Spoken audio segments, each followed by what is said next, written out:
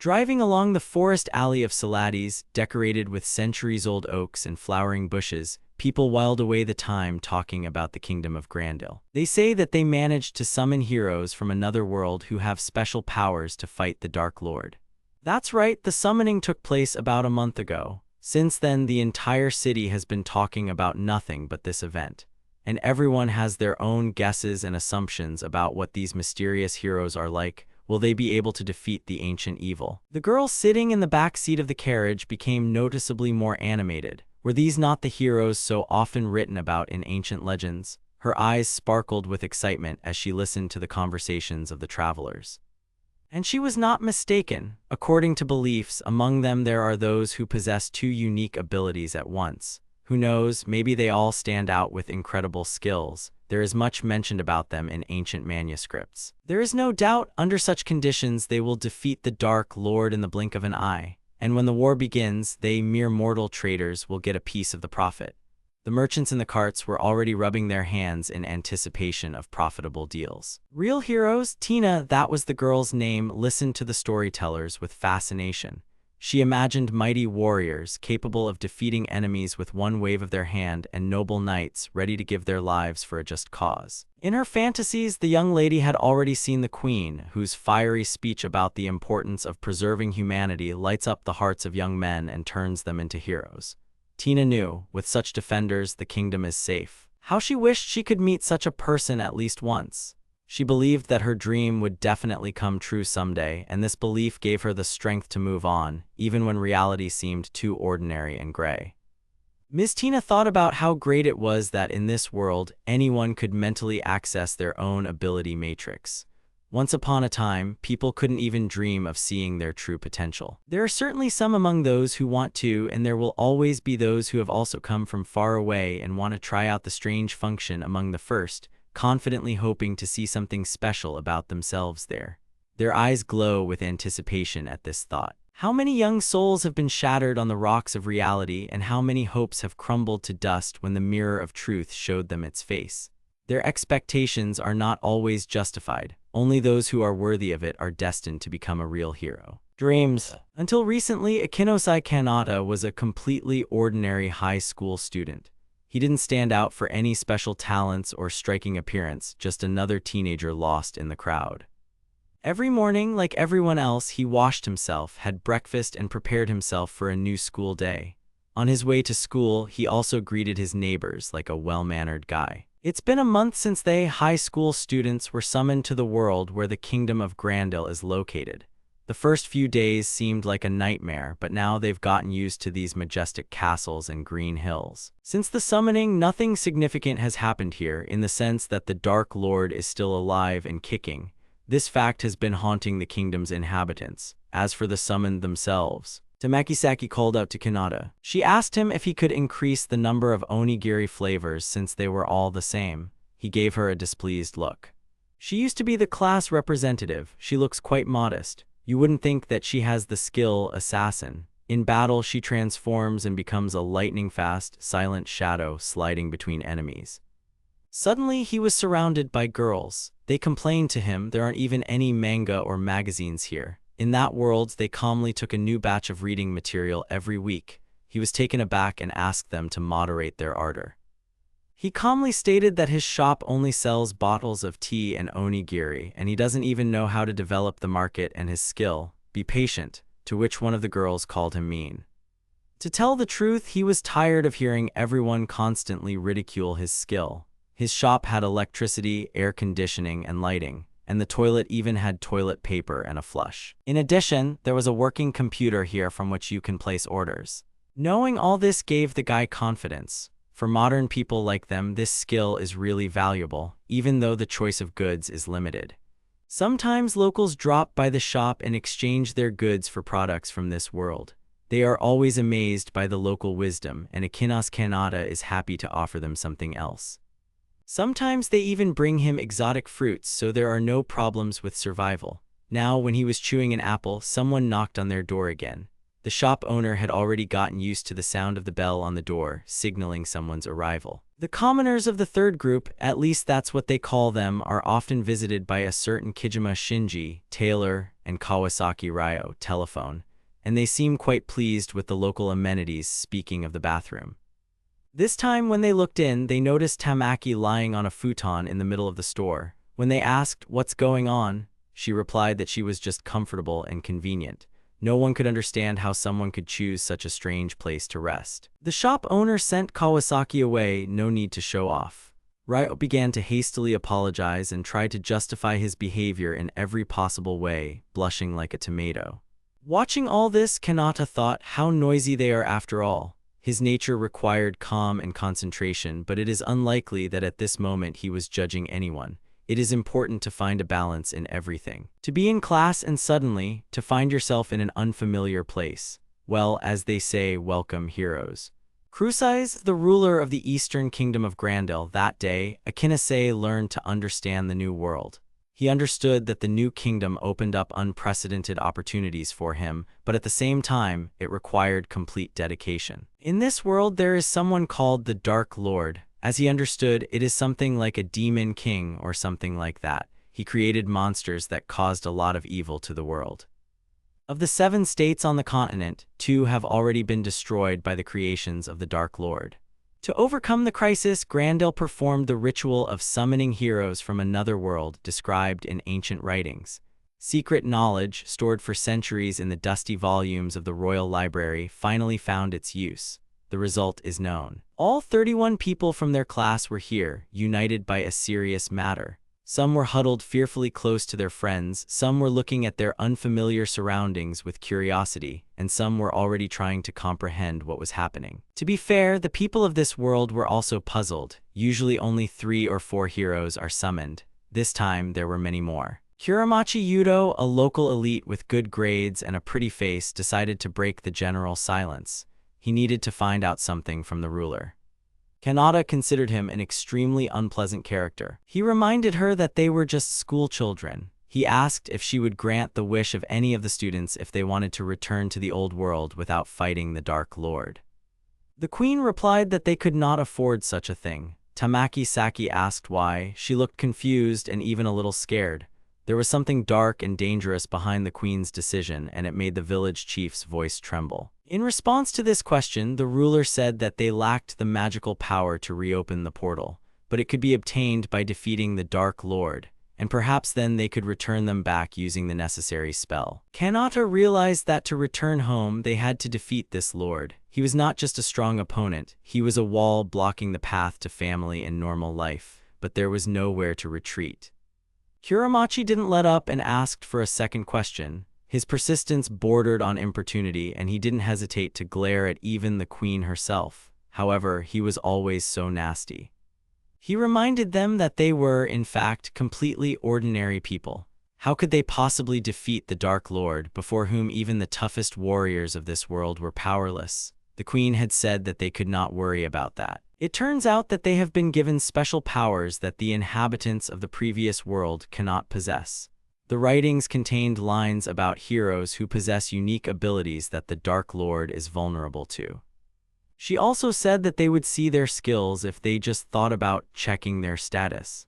At these words, Akinosai Kinata wanted to know what kind of abilities he had. A system window has appeared, notifying that the hero's status is being checked, and along with it, the abilities are being confirmed. And what's the result? Got a shop. He was hoping for cool martial arts or, at worst, magic. He dreamed of a harem of elves, cat girls, and fairies. Bad luck. The day after the summoning, a full-fledged hero training program began in the royal palace. The first step was to select abilities to fight the Dark Lord. Akinosai Kinata's annoyance, the protagonist was Kuramachi Yudo. He was given 2 abilities. Immortality, can be resurrected up to 5 times, and the Blessing of the Goddess, possession of all types of magic and special defense. Kinata thought this was unfair. Moreover, it is Kuramachi who leads the first main squad capable of confronting the Dark Lord directly. It consists of Kanamori-jun, Water Mage, Kani Mioka, Healer, Sawano Ludi, Shooter, Yuki Saki, Swordsman, Natori Mitsuki, Shield Mage, Minidzuki Yaohei, Spearman, Kirishima Masaki, Ice Mage, and Tamaki Saki, Assassin. The second squad and reserve members of the first group replace the wounded. And the third detachment, which Kinata ended up in, was declared incapable of combat. He was, of course, inexpressibly glad about this. Even his friend Sujita Yuki, Fire Mage, made it into the main cast. The protagonist deceived himself that he was not jealous of him at all, but no matter what he thought, jealousy, like poison, slowly ate away at his self-confidence. A month after the recruitment, starting with the third squad, more and more people who couldn't stand the hard training and life in an unfamiliar world began to run to Kanata's shop, and the discussion of serious problems turned into a discussion of onigiri. This did not add much hope. The protagonist kept wondering when they would defeat the Dark Lord and whether they would be able to cope with him at all. Then Tamaki Saki noticed his sad face and felt that something was wrong. She instantly flew to the hero to find out what had happened to him. He was even a little scared of such attention. Her concern was so sincere that he even felt ashamed of his secrecy. Embarrassed, the hero said that everyone had important thoughts, even he. They didn't often wander into his head, but they usually left a deep mark. And anyway, what were she and her comrades doing here, visitors of the first detachment? It seemed strange to him to see them within these walls. It was either a challenge or a daring experiment of fate. At least, that's how it seemed. Tamaki replied casually she was here because there was air conditioning and a toilet with running water. It was very comfortable. In response, the shop owner insistently asked her not to sit on the table. The girl continued, I don't really want to go back there. Not everyone wants to seriously fight the Dark Lord. After all, it's one thing to listen to legends around the fire and quite another to fight the ancient evil face to face when you know what is expected of you. But that's what everyone thinks, including Akinos. She doesn't think that most people are thrilled about what's happening. The girl nicknamed Assassin agreed, few people like it. Tamaki said that she didn't care about defeating this Dark Lord at all. The hero asked again to find out if she was joking, but her expression made it clear that she was completely serious. Maybe she was expressing her fatigue. The thing is, if the first squad she joins doesn't defeat him, they'll all be forced to stay here forever. Sitting it out isn't an option. These aren't just empty words because each of them is bound by invisible bonds of duty they need to win. The girl replied that everything would be fine because they all had the ability to do so, and then suddenly said that she would protect Kanata. It seemed to hurt his pride and make him feel useless. She simply smiled sweetly at her own phrase and said nothing, and her smile was so sincere and warm that for a moment all worries retreated. Tamaki Saki waved goodbye to her friends and went to her room. Kanata felt relieved. Finally, the crowd had dispersed and it was quiet. He wondered if he should leave the doors open until the others returned. There was nothing else to do anyway. Kanamori showed up out of nowhere. It seems they've lost a member of their squad, Minazuki Yohei, nicknamed Spearman. Indeed, he often comes here. Kuramachi also said that he was supposedly very worried about the fact that the boy had missed training again. The wanted man looked like he had been caught off guard. His face instantly turned pale and his eyes darted from side to side. He had to quickly find an excuse for his absence. He apologized and said that he felt sick and decided to rest in the store because the air conditioning was on, but Kanata was wary of the hero's formal manner of speech. Kanamori grinned strangely behind his back and said that he understood this turn of events. His lips stretched into a sly half-smile and an unkind light flashed in his eyes. What was he planning? He began to taunt, "This is where the heroes of the third squad gather. They use this store as a place to rest and support each other as compensation for their worthlessness." Grinning, he summed up, "It is quite a suitable place for scum." The water mage continued, "There are almost no goods here. Soon everything will be overgrown with grass." But he met resistance from 3 people. Really, who does he think he is? An otaku like him shouldn't be arrogant because he got a strong skill. Minazuki intervened. He was very tense about the growing conflict. He said that they should not be rude to these two. It was clear from his shaking hands and voice that he was nervous for some reason. A sudden wave of water swept over all the people in the shop at that moment. No one expected it, including Akinos. Water arrows pierced from all directions as if an invisible archer was directing this elemental performance. What the hell? What was that? The guy hid behind the cash register to avoid becoming a victim of the next wave. Kanamori stood there with an unperturbed expression, watching all of this. It was as if he was enjoying the chaos he had just created. There was so much water that not only the heroes were floating, but also the objects that had previously been neatly placed on the shelves, and it seemed to have the power to pull everything under itself. No one knew how long this magical flood would last and how to prevent the consequences. So this is Kanamori's ability. Kinata knew he was strong, but he didn't think it was that strong. He asked the water mage to stop, but in vain. He seemed to be completely immersed in his magic act, not hearing anyone's requests. How dare he, a mere worm, confront Kanamori himself, a member of the main team? His smile was not encouraging at all, but rather frightening. Kanamori slowly raised his hand, and the streams of water around him swirled with renewed vigor. He laughed maliciously and was surprised that scum remained scum in the other world, meaning all those who had tried to contradict him a few minutes ago. Suddenly, through the noise of the water and the screams of his panicking classmates, a calm and at the same time commanding voice reached him. To his surprise, he heard it and turned towards the sound. No one had any hope of surviving his performances. Of course, he couldn't ignore it because it was none other than Kuramachi Yudo himself who was addressing him. He had something important to say to Kanata, so before the water mage washed him away, he had better stop. To ask Kanamori, as soon as the leader of the squad took a step forward, the magician abruptly lowered his hands, and the raging elements instantly submitted to his will. Now something resembling respect, mixed with curiosity, could be read in his eyes. While Akino shook himself and spat out the water he had swallowed, the leader of the squad himself hovered over him. He greeted him by name, "Hello, Kinata." Although his voice was calm, there was a slight mockery in it. The boy looked up. He said he hadn't expected such cruelty from his classmate. Even though they hadn't spoken for a long time, a month, it seemed, that really wasn't a reason to act like that. Kuramachi didn't move a single muscle on his face. What did he want to tell him? Yudo began with a businesslike, "I'll be brief," and his voice sounded unusually serious, almost official. The interlocutor tensed. He simultaneously recognized and did not recognize his classmate. It turned out he wanted Kanata to leave this city. What was he talking about? The leader of the first squad argued that his presence makes some weaklings give up on reality. It wasn't just the useless third squad that was the problem. Even the members of the main squad were ready to run to a Kino-sized shop rather than participate in serious matters. Discipline was collapsing, and Yudo no longer knew how to deal with this epidemic of idleness. The boy said he was worried about that too. He tried to collect his thoughts, but it was hard. There was some bitter but necessary truth in them. Yudo continued, in order to return to the previous world, they must defeat the Dark Lord at all costs. To do this, they must cooperate with each other, act as one. Afterwards, he said that Kanata's ability was not only useless, but also harmful. It distracted the heroes from the task at hand, so he had better leave this city before he was forced to do so. Would the shop owner really be banished from the kingdom? The boy decided to negotiate so as not to lose the most valuable thing he had at the moment. He told Kuramachi that he understood him, but he needed some time to think. Indeed, to be suddenly thrown into an unfamiliar world was too much. But of course, knowing the leader of the detachment as a person, one could not expect sympathy from him. He laughed and replied that Kanata could think about it, but only until the morning. Although maybe he would show him some mercy by giving him some money for the trip if he got down on his knees and begged.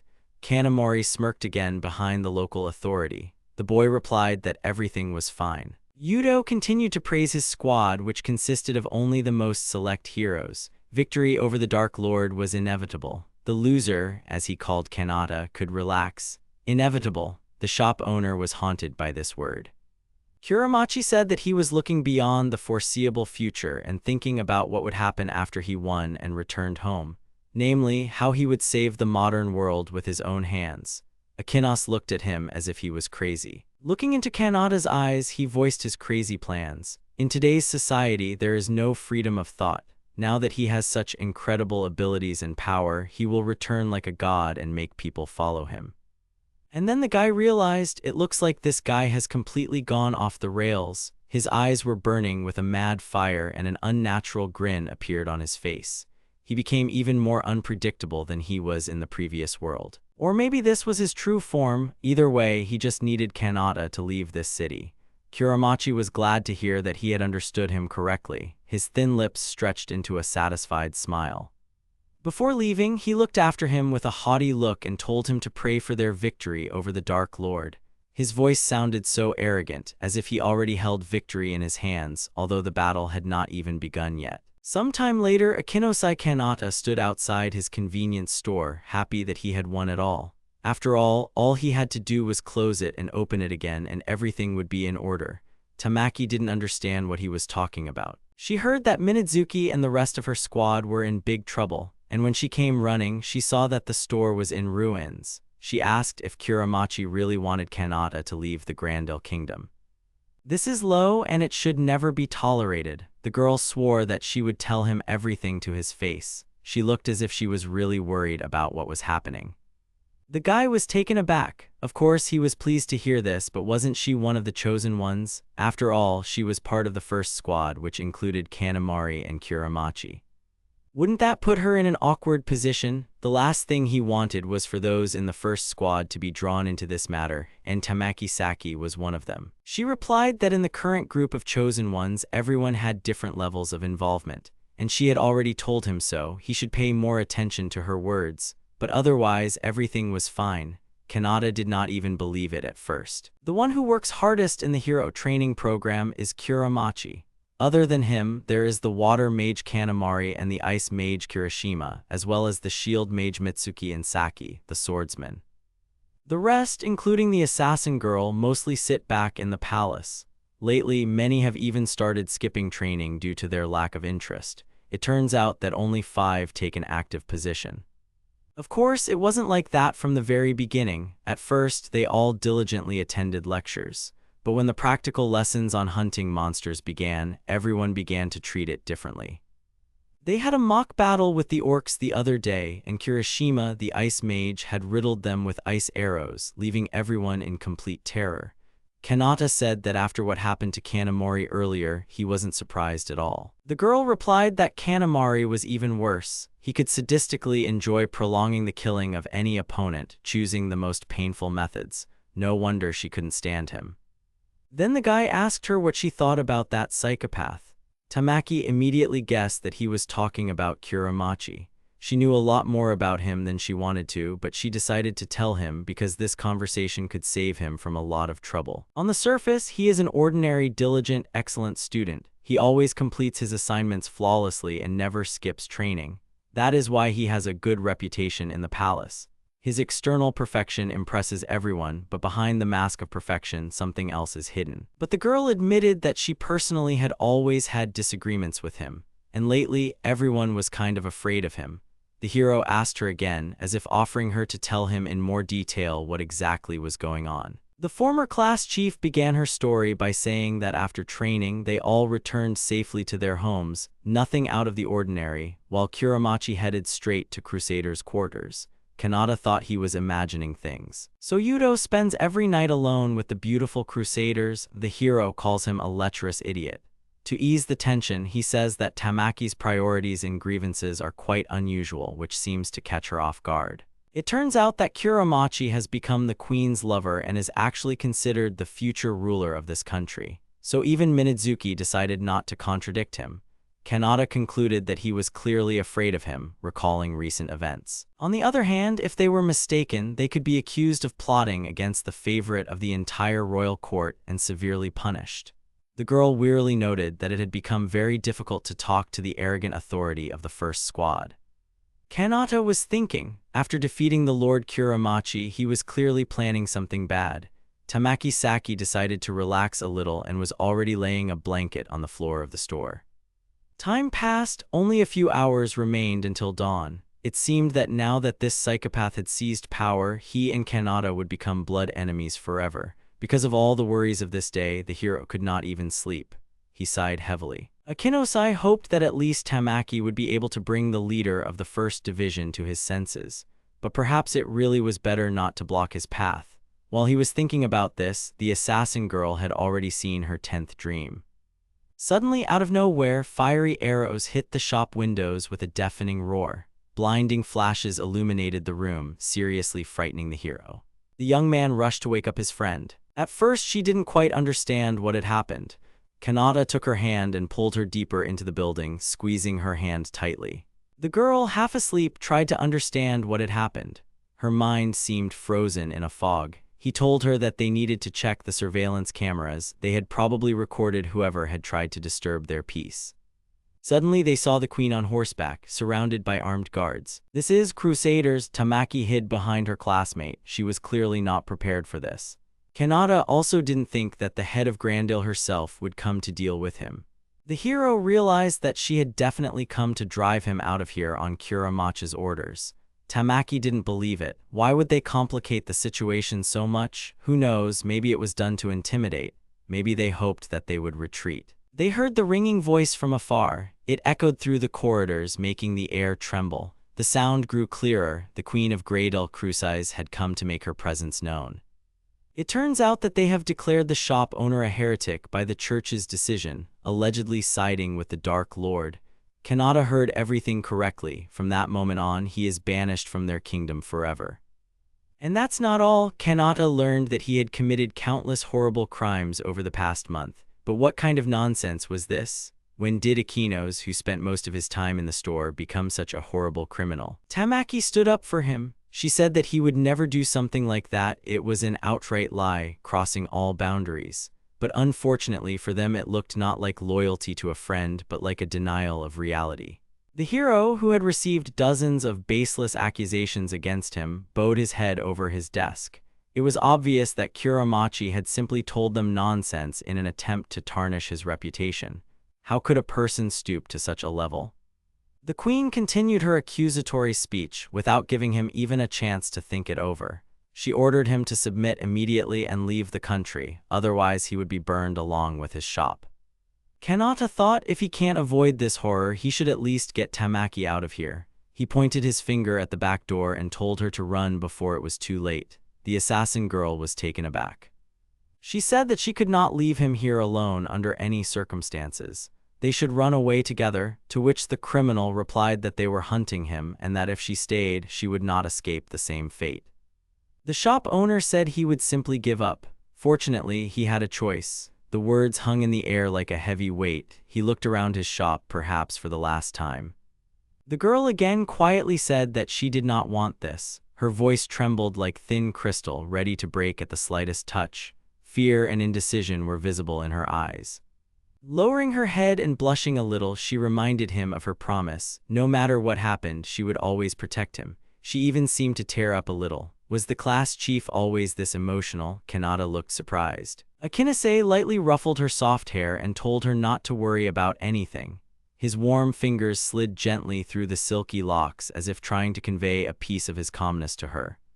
He said that if they managed to escape and meet again, he would let her use the toilet. He would also buy her more seaweed onigiri. All she had to do was do as he said. This answer stunned the girl. She sent him away. After all, she came to the store every day not for any benefits, but only because he was there.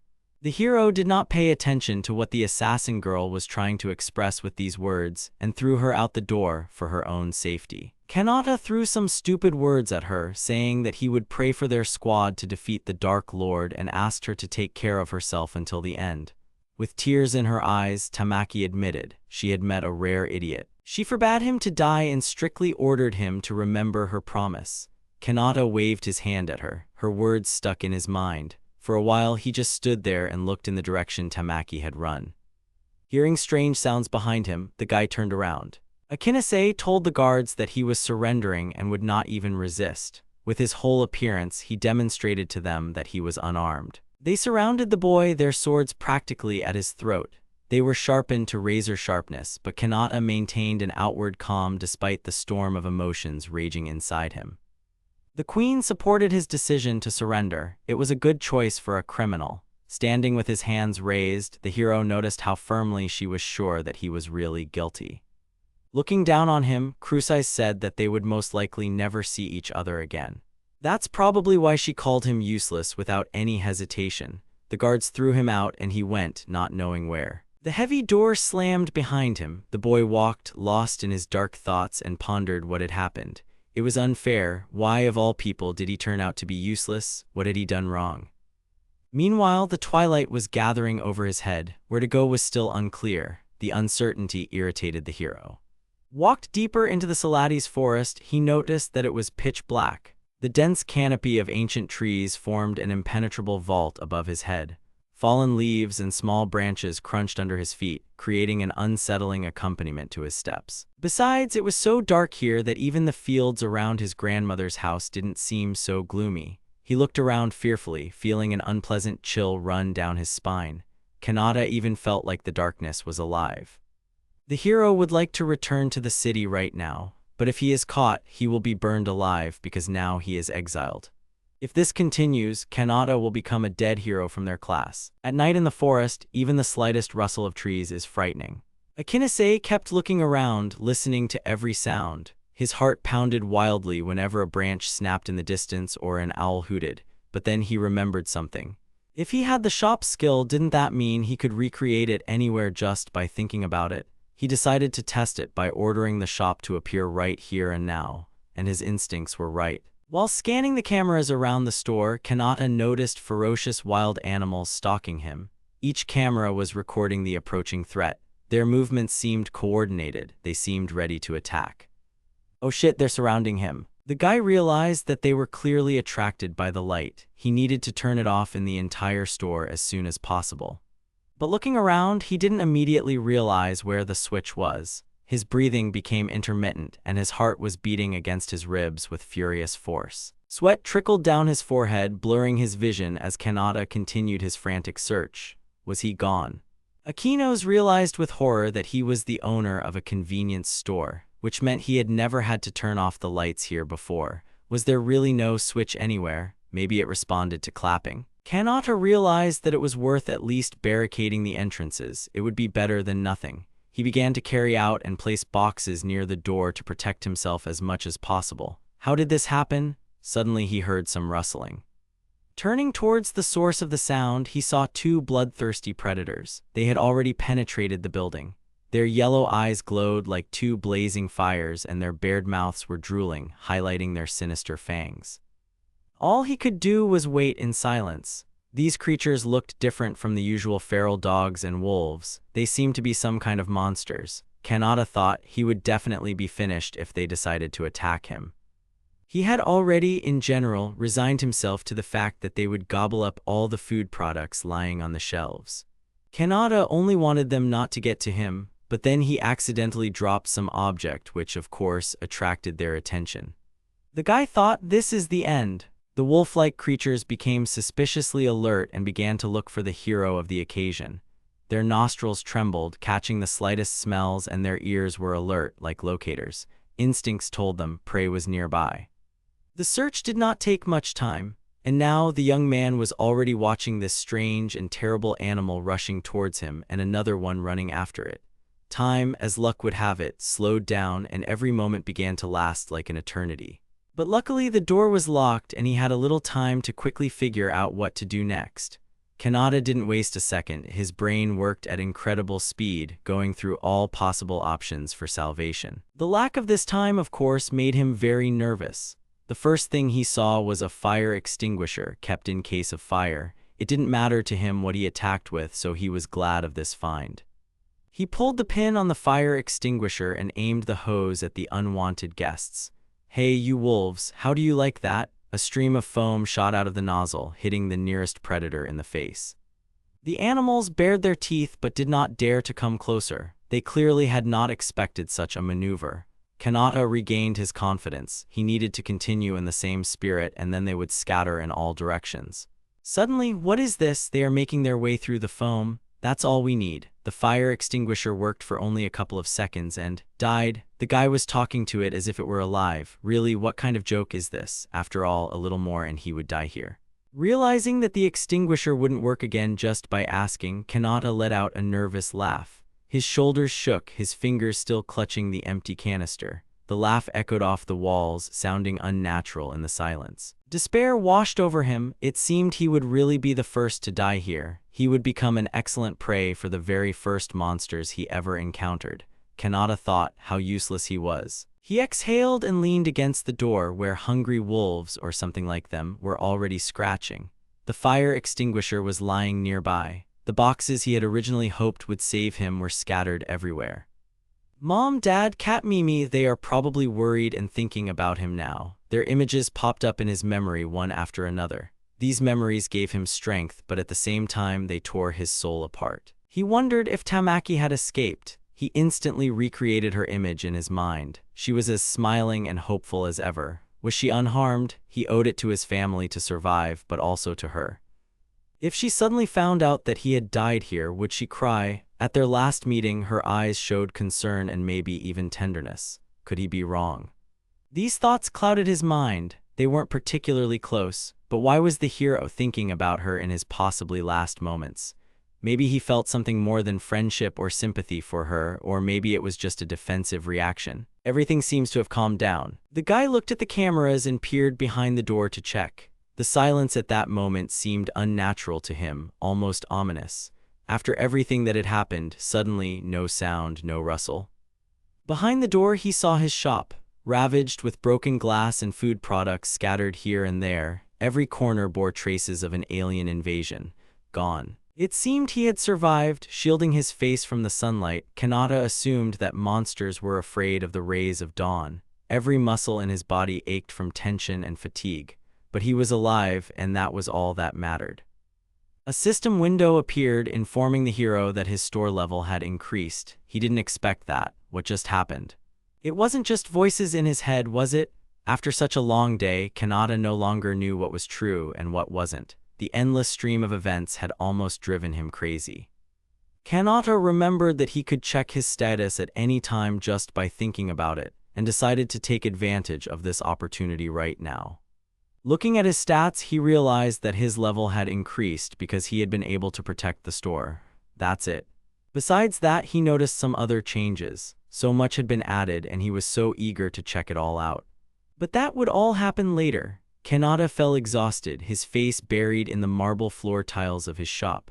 The last hours flashed before his eyes in a kaleidoscope of events, fighting monsters, running away, desperate attempts to survive. This day was full of all sorts of incidents, and the poor shop owner just wanted to sleep. He felt how tiredness was rolling in waves, and his thoughts were becoming more and more vague and hazy. Soon he was so drowsy that he heard neither the neighing of a horse outside the window nor any sign of trouble. Meanwhile, the shadows thickened on the path of the wandering Mrs. Tina. It was too early to rejoice in the peace. The noise had woken him up after all. Kanata's eyes slowly opened, and anger mixed with fury flared up in them. This would be his second sleepless night. What happened again? Were Grandel's knights on his tail? That couldn't be. If that were the case, Kinata would have been killed earlier. However, someone's dying screams could already be heard nearby. The guy thought, leaning his elbows on the edge of the table. If not them, then who? The cameras are all clear, so there's nothing left to do but go and sort this out personally. In person. Peering around the corner of a nearby tree, Kinata noticed what looked like a carriage nearby. Several dark figures surrounded the carriage, and the horses nervously twitched their ears, sensing danger. It seemed that bandits were attacking her. Looking closer, he saw a horrific sight. A man was kicking a man to death while his partner sat nearby and watched. Dead bodies were lying everywhere, and somewhere behind the carriage he could see bags and other accomplices. What a horror! Kinata realized he had to get away from here as quickly as possible before he was noticed. But it seemed too late. The strange people turned in his direction. Their eyes flashed with an unkind fire in the semi-darkness. A young girl ran past, distracting their attention from the hero. They shouted something after her, but she tried not to look in their direction. Her lungs were already burning from running so fast, and her heart was ready to jump out of her chest. Kinata noticed her and was even surprised that someone had survived. She looked terribly frightened, and fresh tears glistened in her eyes. Her trembling shoulders and her fingers clenched in fear spoke louder than any words. Then he realized he absolutely had to protect her. But how? His mind was torn between fear and the need to act, but the decision was in no hurry to come. The hero was overwhelmed by panic, which prevented him from thinking clearly and soberly assessing the situation. Help her, but he realized that he couldn't defeat them on his own, especially since they were armed. The girl continued to run. Each of her little steps echoed in his mind as a sharp pain. Kinata heard the bandits talking among themselves. It seemed they weren't planning on killing her. Instead, they were planning on taking her alive and having some fun. Rage boiled in his chest as the true meaning of those words sank in.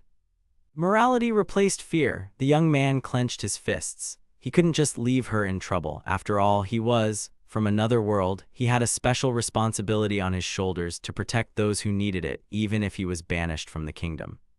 Then he remembered his abilities and decided to build a shop right there. True, he has to use a very awkward spell to do so, but for a good cause one can endure a moment of shame. Nobody expected this. The girl's eyes lit up and hope for salvation appeared in them, and the bandits, in turn, were taken aback. And taking advantage of the moment, Kinata opened the shop's blinds. Hearing the invitation, the girl instantly dove into the shelter of her savior, barely holding back the trembling in her knees and trying not to breathe so as not to attract unnecessary attention to herself. The bandits realized that they had to aim at the legs only when the magazine canopy was already lowered and it was impossible to hit them with a bow, so the reaction could save the lives of 2 people. The store is safe inside. Kinata only has to decide what to do next. He's in deep trouble. His thoughts are jumbled, his heart is pounding, and only the worst possible scenarios are spinning in his head. Monitoring the situation on the cameras, he saw the bandits trying to get inside. This did not give him confidence. There were too many of them. The group worked professionally, dividing into small groups to cover a larger area. Kinata had just thought that the troubles were over, and then out of nowhere a new one appeared. The mysterious stranger stood behind the hero, not understanding how to thank him. He, in turn, only now managed to take a good look at her. Her big eyes were shining with happiness, but it was clear that the girl had not yet recovered from what had happened. She was holding herself in space rather uncertainly. What if there was a threat lurking here too? Kinata looked at her and thought that she was quite pretty. He also suggested that she might be of the elven race, but quickly refuted it. However, there was no time to think about it. These strange people in black were hammering inside. The girl's face expressed fear again, so something had to be done urgently. Meanwhile, they had already pierced a hole in the canopy with a spear. This was visible to the naked eye and on the cameras. Thanks to the computer, the guy also saw that he would have to deal with as many as 3 bandits and began to mentally prepare for the fight. Kinata was upset. On the other hand, what else could one expect? Fire shutters wouldn't last long, especially in a situation like this. The nice lady was nervous and tugged at his jacket as if trying to figure out if this was real. When he turned around, he saw how hopeful she was looking at him. Her puppy eyes would melt anyone. And if he were a cool hero with superpowers, he would have saved her beautifully and effectively long ago. But alas, reality is an evil thing. The little girl needed some comfort. Kinata put his arms around her shoulders and, looking into her eyes, told her that he would distract the bandits when they broke in. During that time, she would be able to escape. He told her that she shouldn't be afraid while he was here because he would protect her. The girl was pleasantly surprised by his courage, and she was a little embarrassed and even smiled slightly. This could not help but please. The cracking of the window glass and the shouts of the bandits made them turn around. The 3 scoundrels were already in the building and demanded that the runt, that's what they called Kinata, show himself. They kicked and smashed everything they saw. They seemed to be angry at the unknown. Really, what kind of building is this? Enough of these games. Suddenly one of them notices a closed door and points a finger at it to the others, hinting that the victim and her rescuer might be hiding there. Kinata only had time to think about them coming when a sharp sword was already cutting the door near which they were standing.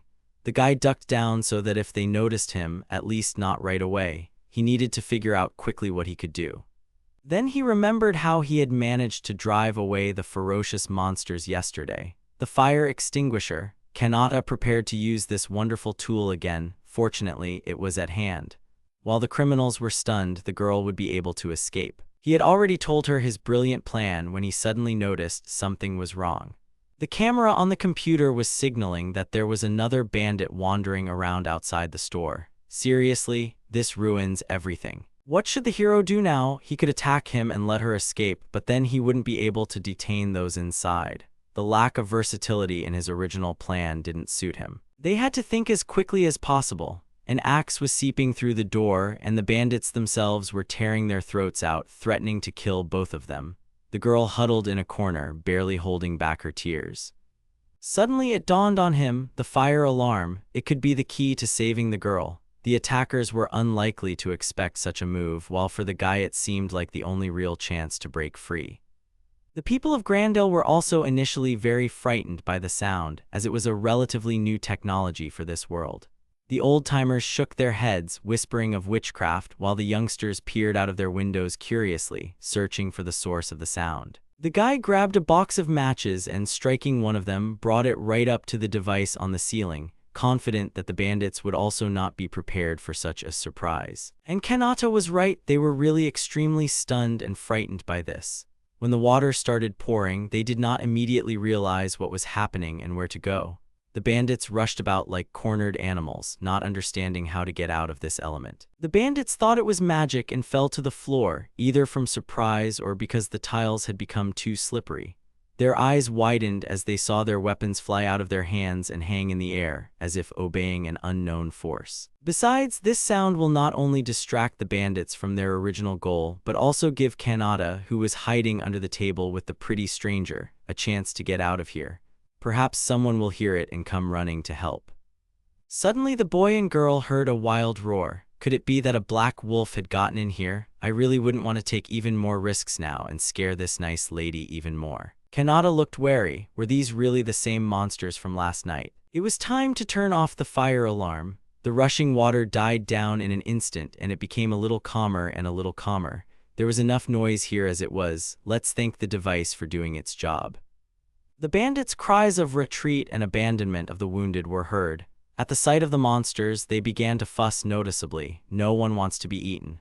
And they did the right thing, they shouldn't have come here in the first place. They even forgot one of them, and the hungry beast immediately loomed over his contrasting silhouette.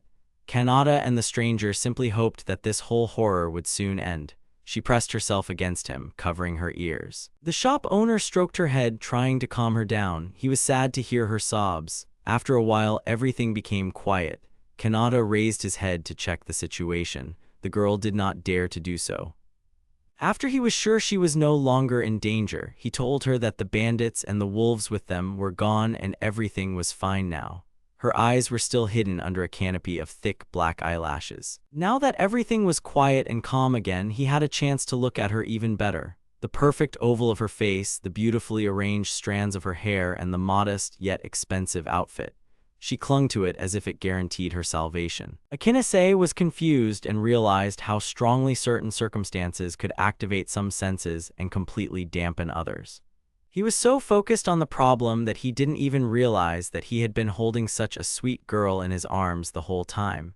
Kinata didn't know what to do with himself so that she wouldn't think something strange, and she kept looking at him and seemed to be waiting for something. Had he done something unnecessary? But he was just saving her life. The touches were not from any thoughts. He tried in vain to convince himself that he was not bad. He needed to come to his senses.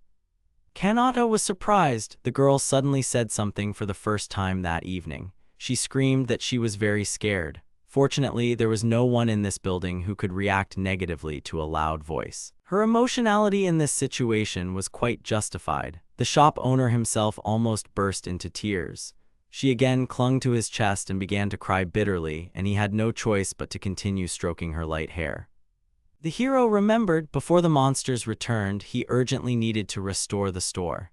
After everything that had happened, the building's appearance left much to be desired, a perforated screen and doors and completely wet parquet. But she was still scared and hurt. Kinata couldn't just leave it like that. He decided he had to calm this sweet stranger down and only then take on everything else. She was so tiny that he could cover almost her entire back with his palms. Kinata hadn't had time to hug her when he suddenly heard the characteristic sound of a system window appearing, informing the hero that his level had increased. This even made him a little angry. Right now, he decided to check his status. Among all the characteristics, the hero's attention was drawn to the light switch plate. It was not there before. The store owner was perplexed. Why did she appear only on the 3rd level? She could have been added from the very beginning. Kinata's rage knew no bounds. The mysterious stranger was even frightened by such a violent reaction from her recently calm protector. Walking through Salades, the young lady showed Kinata the way to the west. She looked more animated and seemed no longer afraid, despite the fact that the forest almost always hides a lot of scary and dangerous secrets. She took the shopkeeper's hand as if they had been in a much closer relationship with each other for a long time, which made the guy feel extremely awkward again. If everything went smoothly, they would reach the city in a few days. In turn, the stranger was beaming with happiness. She thanked the guy for his deed and also introduced herself as a certain Tina Arnush. The girl was only 16 years old. She also told him that she was the daughter of Sahara Arnush, a merchant from the city of Kadna to which they were heading through this forest. The boy listened with fascination. Despite the fact that she was 16 years old and his age, she seemed quite independent. As Tina continued her story, she couldn't help but recall recent events. The carriage was heading to the kingdom of Grandil to deliver cargo when it suddenly encountered an attack by local bandits. The accompanying servants hid Arnush during the raid, but unfortunately they themselves died tragically. It was their bodies that Kinata saw from around the corner.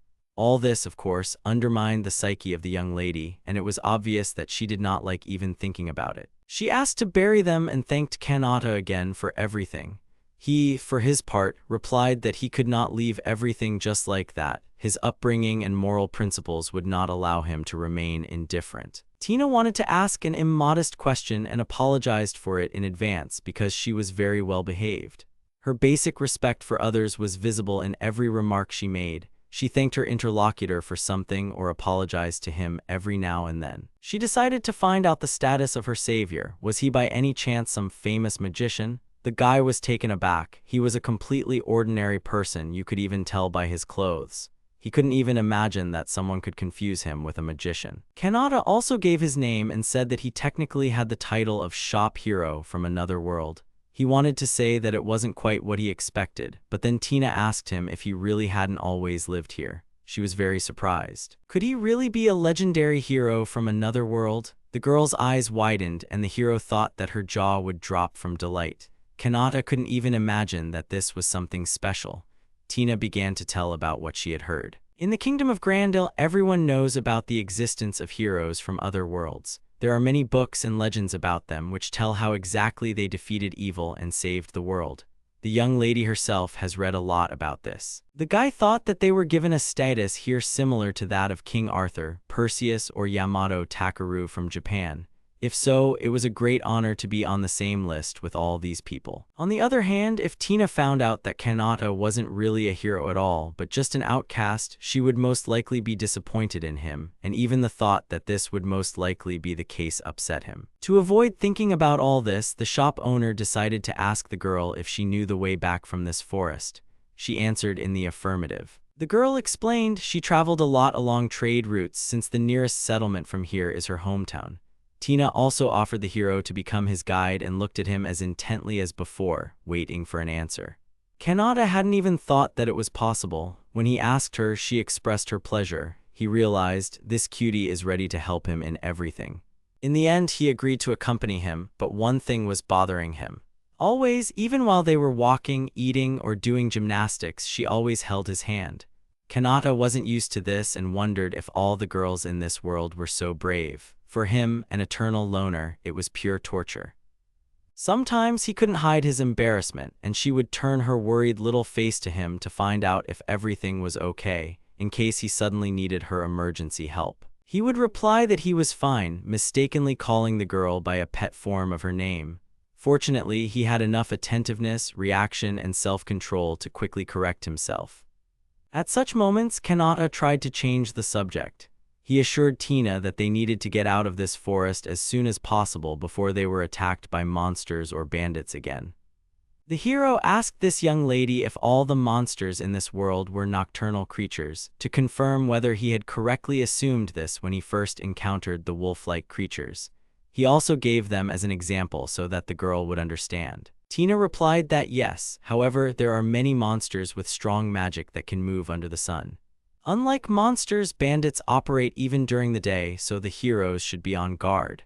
Kinata agreed with the girl's words, and he himself thought that it was scary to know that the level of danger remained the same, even after everything. The boy also decided to ask Arnush where exactly they were going, meaning Kadna. Kinata wanted to know if he understood correctly that he was also under Grandil's control. The hero's tense face could have given away his anxiety that he would actually like to avoid places connected to that kingdom. But since Tina sees him practically for the first time, she knows nothing at all about his recent tragic past. Milady explained that Kadena was an independent fortified city that had been founded by free traders. It still thrived in trade and was one of the most famous trading hubs on the continent. Kinata was surprised. There must be freedom there. He became interested even from one story. The girl replied that she was not sure about freedom, but she was pleased to note that the atmosphere in it was unimaginably beautiful. It turned out that it would take about 10 days to get to Kadena on foot. During the day, the heroes walked through the forest, and at night they hid from bandits and monsters in a store. Tina really liked the products in the guy's store, especially the BLT sandwich and milk tea. She exclaimed every time that it was simply delicious, and Kinata warned her to eat more slowly because it could cause choking. Kinata asked the young lady if he understood correctly that their world had been at war with the Dark Lord's army for over 100 years. She confirmed this and said that this year marks exactly 100 years since the first battle. The girl's words left the hero in deep thought because when he first arrived here and heard Queen Crucise, it seemed to him that the crisis had happened just recently and that they had time to train the heroes. How wrong he was. Looking at Tina Arnush, he heard how much people had lost during so many years of war. They say that the territories under the control of the Dark Lord only continue to expand. To remedy the situation, the kings of the various lands began the so-called summoning ritual. It is hard to realize that in recent years, no country has been able to successfully carry it out. For the first time in 12 years, the good news came that a hero from another world had been successfully summoned to the kingdom of Grandil, and not just one, but 31. Kinata now understood. Their entire class had been summoned to make up for the shortage of members in the army. In this battle with the Overlord's army, people saw some hope for the first time. Everyone, without exception, placed great hopes on the heroes, that is, on them, the high school students who could not even imagine that they would have to participate in something like this. After listening to the girl, the hero said that he understood, although he was not sure that he could live up to everyone's expectations. Tina objected and said that Mr. Kinata, as she called him, was a strong, handsome, kind, sensible, and wonderful person, which confused the guy again. His cheeks turned treacherously pink and his gaze involuntarily turned to the side. She reminded him that he was the one who saved her life. That fact alone made her consider the shop owner, Akinosai Kinata, the greatest hero. Her voice trembled with emotion and her eyes filled with tears of gratitude. The boy wanted to thank her and then wondered, does he deserve these honors at all? Memories of his own failures were rushing through his head. Can someone like him really be considered a hero? After all, even though he came here from another world, it is worth remembering that he was still banished. In addition, he was called useless, and now this nickname is firmly carved into his characteristics. He thought that maybe he shouldn't tell her about it. He couldn't tell her the truth now anyway. So the best thing to do would be to just say thank you and pretend that everything was okay. Kinata decided to leave this conversation for later. The girl did not lose her enthusiasm and wanted to ask him something else. Tina tried to find out in a wheedling tone what the hero was planning to do after arriving in the city, to which he replied that he had no specific plans for that matter yet, and to tell the truth, he never had any. The girl was delighted and invited him to stay with her, arguing that her father would be happy to accept the man who saved her daughter's life. Besides, Arnush really wanted to listen to the guy's stories, assuming that he had an endless number of them. Her eyes lit up with childish curiosity every time he started talking about his adventures. Kinata felt awkward admitting that he knew very little about this world. On the other hand, it was a good excuse to stay for a while with those who lived here. He hoped that he would not inconvenience the girl's family, but she said that she would be only too happy. When the hero thanked her, she replied that it was a given, waving with a slight smile. It seemed that she truly considered helping others something as natural as breathing. There was no falsehood in her voice. By the way, Akinase didn't think about the future at all. Well, he didn't really have time to do that. The range of goods in his store had increased significantly. That could mean that now was a great time to start a business. Besides, hiding in the store all the time is not an option. You need to gradually get out of your comfort zone and learn more about the outside world to be prepared for all the vicissitudes it can throw at you. Strangely, the guy began to be filled with enthusiasm. He was surprised to find that having a goal could be really cool. Previously, he thought that such aspirations were the lot of naive dreamers, but the reality turned out to be much more prosaic. He was in a hurry to get to the city with his new, enthusiastic, sweet partner. She, of course, supported this initiative very much. Despite the fact that he himself was rather reserved, next to her he became more energetic.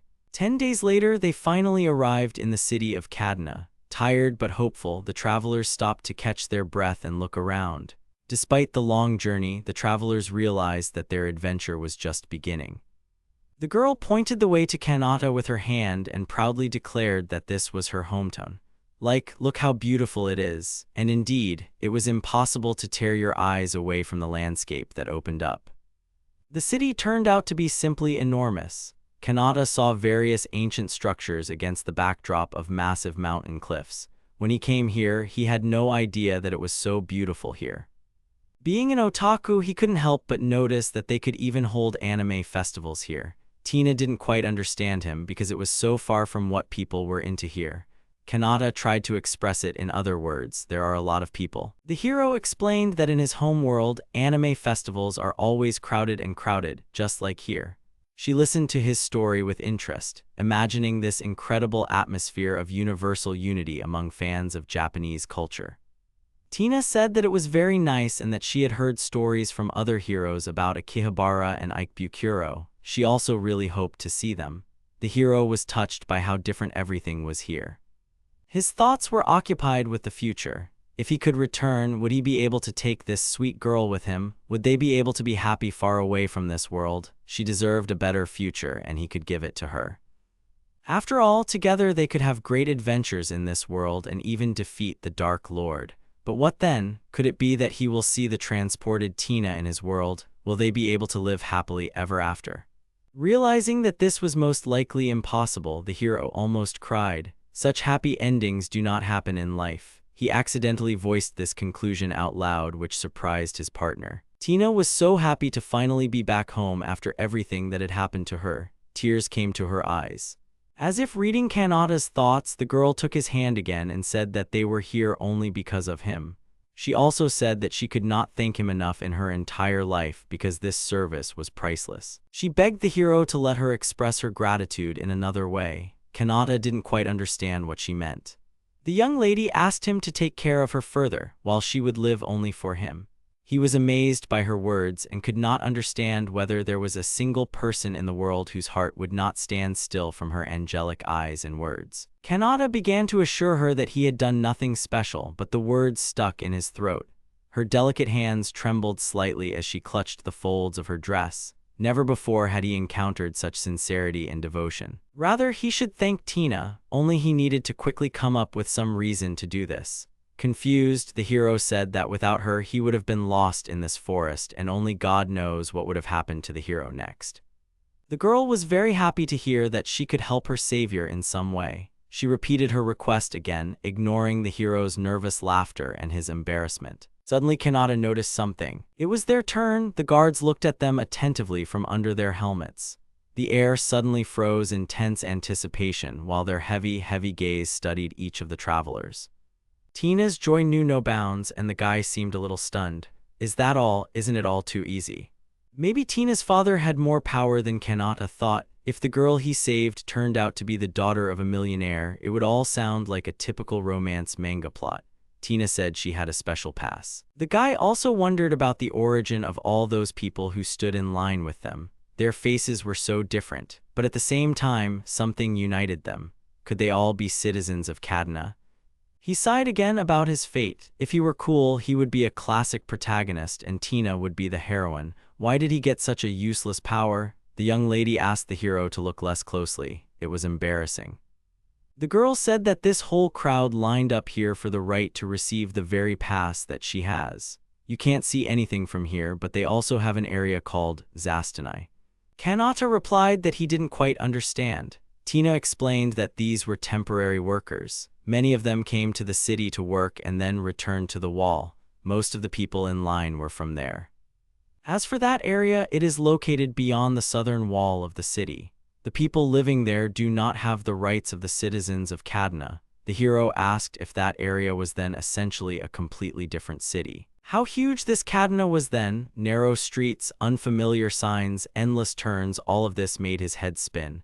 Kinata was worried about only one thing, that he wouldn't get lost here. Then Tina took his hand. She decided to take him to her home. It was obvious that the girl missed her loved ones very much. Kinata silently followed her, admiring how the girl transformed at the thought of her family. Smiling, she said that she wanted to introduce him to her father as soon as possible. The hero looked at the intertwining of their palms and probably thought about how quickly and swiftly the course of events was changing. After walking through several narrow, densely populated streets arm in arm with his sweet partner, Kinata approached the designated place and gasped. A huge building appeared before him. Could this really be her home? And was she really a noble lady whose hand the hero should not have held? Kinata felt as if a story had begun with the telling title, A Bride from Another World for the hero. In any case, whether he wanted it or not, it turned out that his guess was correct. This little girl really is the daughter of a rich man. She just didn't understand what was so strange or wrong about it. The guy hoped not to get reprimanded for all the actions he had taken towards the girl, despite the fact that there seemed to be nothing special among them. Suddenly, a man came out to them. Tina threw her arms around him to hug him. Adonis, that was his name, told her he thought he was going to die when he heard about the attack. But now he was very glad that the girl and her companion remained alive. She, in turn, apologized for causing him to worry. The situation was not her fault at all, but then again, apologizing with or without reason was quite in her nature. Arnush introduced her savior to the man. He said that he was the butler of the Arnush family and that he thanked him from the bottom of his heart for saving Lady Tina. Kinata said that it was not worth it. Suddenly someone called out to the girl. From the girl's words, Kinata realized that it was her father. This big man also seemed to express joy that she was still alive and extended his hand to her. Kinata, seeing this, was very happy about the good ending of this whole story. Tina had survived safely and was reunited with her father, and he was pleased that he had been able to facilitate this. Suddenly, Tina's father hit her, but for what? The man began to accuse the girl of returning without the cargo and thus losing important family assets. He called her a useless girl and said that she might not even return home until she compensated for the losses and profits. Kinata was outraged by such behavior of an adult. He was ready to explode from injustice and was already reaching out to sort it all out.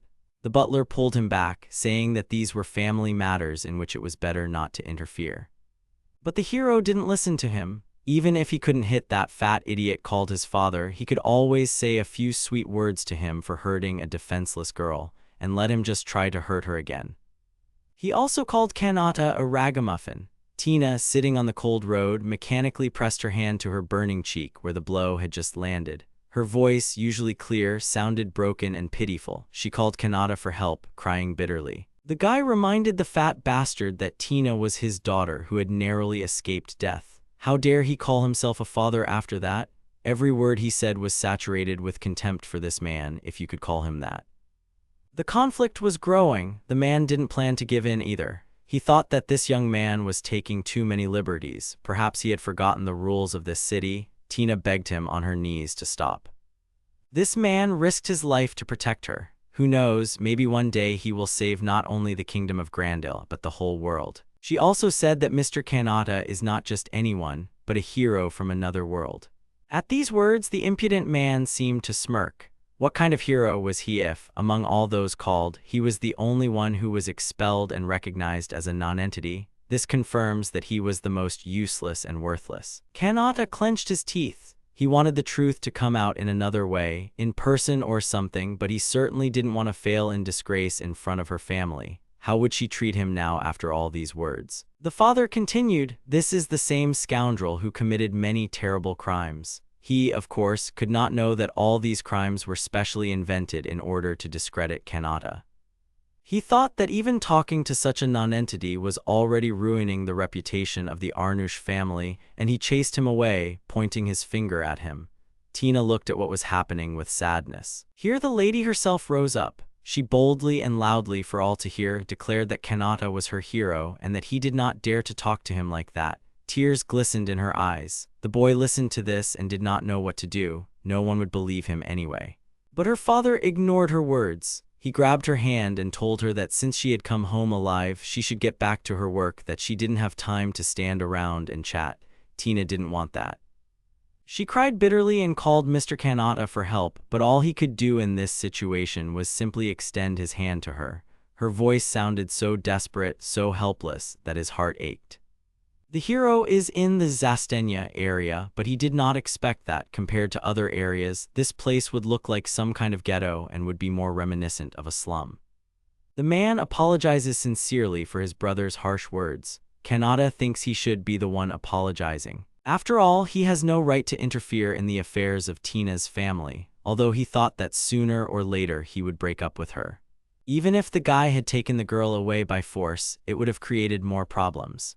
But the guy, clenching his fists, collects his thoughts and, apologizing for his impudence, asks permission to ask the man a question.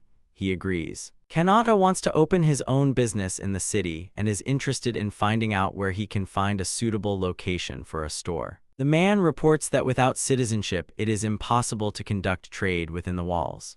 He offers him an alternative, and to do this in the wall. According to Adonis, the area offers free access to living and trading. But newcomers are not driven away here, but are forced to settle on the outer side of the area, away from the wall, where the risk of attacks is high, just like a living wall of people. Standing in an empty area, he feels completely defenseless and hopes that there will be no problems. Kinata exhales heavily. His new life in another world begins, and he is ready for difficulties. People turn around in surprise at the guy's loud voice. Near the store, Kinata calls people to raid the store from another world, which has the rarest goods. People walk into the store in disbelief. They've never seen anything like it, and the guy remembers the people of Grandil. Previously, he tried not to have much contact with local residents, but now his range has increased, and most importantly, he really wants to run this business, so everything will quickly improve. A beautiful girl approaches the hero and asks what a store is. Kinata explains with a smile that the store is a shop that sells rare products and goods from another world and advises them not to be shy. The city's residents are shocked, but they still start buying something. The first customer bought a sandwich. Kinata appreciated its taste. He decides to create a good impression so that people come here again and again. But suddenly, an awkward silence fell between them. Kinata completely forgot to set the price of the product. He is scared because in Grandil he didn't have to spend money. He received a royal allowance, but he didn't even go shopping or spend it. Not understanding the value of money, the boy tries to remember the names of coins, even though he only knows 4 types. A slightly embarrassed young man tries to sort everything out. He sets the price at 1 bronze coin. All the visitors are stunned into silence. And then they rush to the checkout to get goods at a low price, which really scares the main character. The store closed in the evening. Kinata was very tired at work. It was a crazy day for him. Later, a kind woman explained the local currency rate to him. So for 1 bronze coin you could buy as much as you wanted. If such a store existed in his world, Kinata would go there every day. The guy remembers how happy people were buying everything around them, but now he understands how reckless he was. He reflects that if he had known about this situation, he would have asked Tina about the local currency. He remembers the girl and worries about her, wonders how she is doing and worries that she might be disappointed in him. Kinata misses her and really wants to see her. A month has passed since the store opened. He managed to learn the local language and get used to the hard work in the store. The guy set prices for the goods and a limit of no more than 5 items per person. Made a toilet for visitors only. He set working hours and even 2 30-minute breaks for restocking. Even though the 24 sign on the store sign is a complete lie, the guy hopes that the locals don't understand numbers. There is only 1 cash register in the store and everything is still greedily supported by Kinata. People from the area have started to take care of it and support it. The hero already begins to consider himself a part of this place. He believes that he seems to have found his purpose in this world, which he had been searching for so long. A man knocks on the guy's door, attracting his attention. Kinata lets in Zarl, who came for the goods. The guy gives him a bag with the proceeds from yesterday, for which the man praises him for his excellent trading skills. Zarl jokingly tells Kinata that he envies him. The man who looks like a suspicious type is actually a merchant from the West. They met about a week ago after the store opened. That day the guy was going to take a break, but suddenly an unknown man spoke to him, making him nervous. With a grin, the merchant peered into the doorway, offering a very interesting proposal. Kinata was scared because the man looked suspicious. Zarl asked the store owner how he exchanged his earnings, but the guy did not understand what exchange was.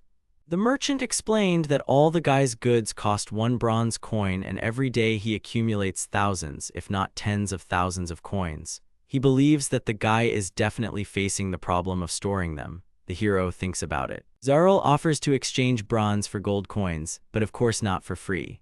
He wanted to receive 0.5% of the amount for his service, assuring the guy that it was a good offer. Although the young man was very suspicious of the merchant, he seriously thought about the offer because there really were too many coins in the store. This is how their collaboration began. At the very beginning of their business relationship, the guy felt uneasy. He still could not understand whether this guy was a good guy or not, but he continued to cooperate with him and exchange coins. But the guys still cooperate. The merchant jokes about Kinata being called the deity of this area, to which he gets embarrassed and asks to stop with the nicknames. Kinata wonders if it's true that in their world there is only one goddess Ashia. Zarul confirms that the word deity is associated with her, and because of this, not only in Grandil, but all other governments are run by women, and all the great people are also women. Therefore, whose deeds are similar to saints is revered as the incarnation of the goddess Ashia, Zarul explained. The guy, although he agrees with this, still finds it strange. He can't get used to it. The very fact of his existence is a miracle, and it doesn't matter who he is, a man or a woman. The merchant is puzzled how the people of Grandil could banish such a hero with such amazing abilities and calls them fools. Kinata is surprised that the rumors spread quickly and reports that he had negotiations with them, but they were unsuccessful. The guy remembers Tamaki and thinks about how she is now. He asks Zarul how things are now in Grandil. The merchant replies that apart from the information about his exile, it is known that the other kingdoms actively support the heroes, unlike Grandil, which categorically refuses to let the heroes leave the country. Zarul wonders if the hero is really so curious about what is happening in the city, to which he receives confirmation. Although among the many heroes there are some not very good people, his friends are still there, for whom he worries and wants to know how they are now. The merchant winked at Kinata and promised that he would order his men to investigate, because if the hero asked, he would do everything in the best possible way. The boy was embarrassed and thanked the man. The guy, lost in thought, asks Zarul why he treats him so well since he has no benefit from it. The surprised man does not understand what the young man means. After all, in his opinion, Kinata is the greatest hero of the last few hundred years. This surprises the guy very much. The merchant wants to be honest with him, so he tells him that no one really wants the heroes to defeat the Dark Lord. Kinata is stunned by this news. The war with him has long been part of a huge economic system. If the Dark Lord disappears, then countries that trade resources for battles and mercenaries will lose their jobs, a crisis will begin throughout the world, and millions of people will end up in poverty. This number would be much greater than the number of people killed by monsters. The hero wondered if Grandil was resisting the requests of other countries in order to maintain some kind of leadership. Zarul says the world food crisis can be solved in an instant, but only if the guy is here. After all, he has the ability to create resources from nothing in unlimited quantities. This is why the merchant believes that Kinata is the true incarnation of the goddess Ashia.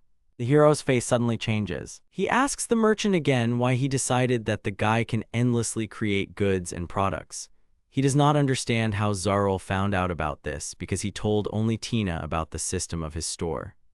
The man only explains his words by the fact that he regularly goes to this store and even organized round-the-clock surveillance for his people, and has never seen anyone deliver goods to the store. And the store building itself appeared too mysteriously, Zarul explains. Kinata understands that he screwed up. The merchant happily reports that he then realized that all the goods would be created right inside. The guy is surprised by such observation. He certainly thought he was smart, but not that smart, so he understands that it is better for them not to become enemies. The hero asks to keep his commercial secret. Zarul agreed and promised not to dig deeper. After all, he considers the guy a valuable partner, much more important than those who kill monsters, and would like to continue their peaceful relationship. Kinata also values his partner. Zarul leaves the store promising that today he will collect news about Grandil and report everything later.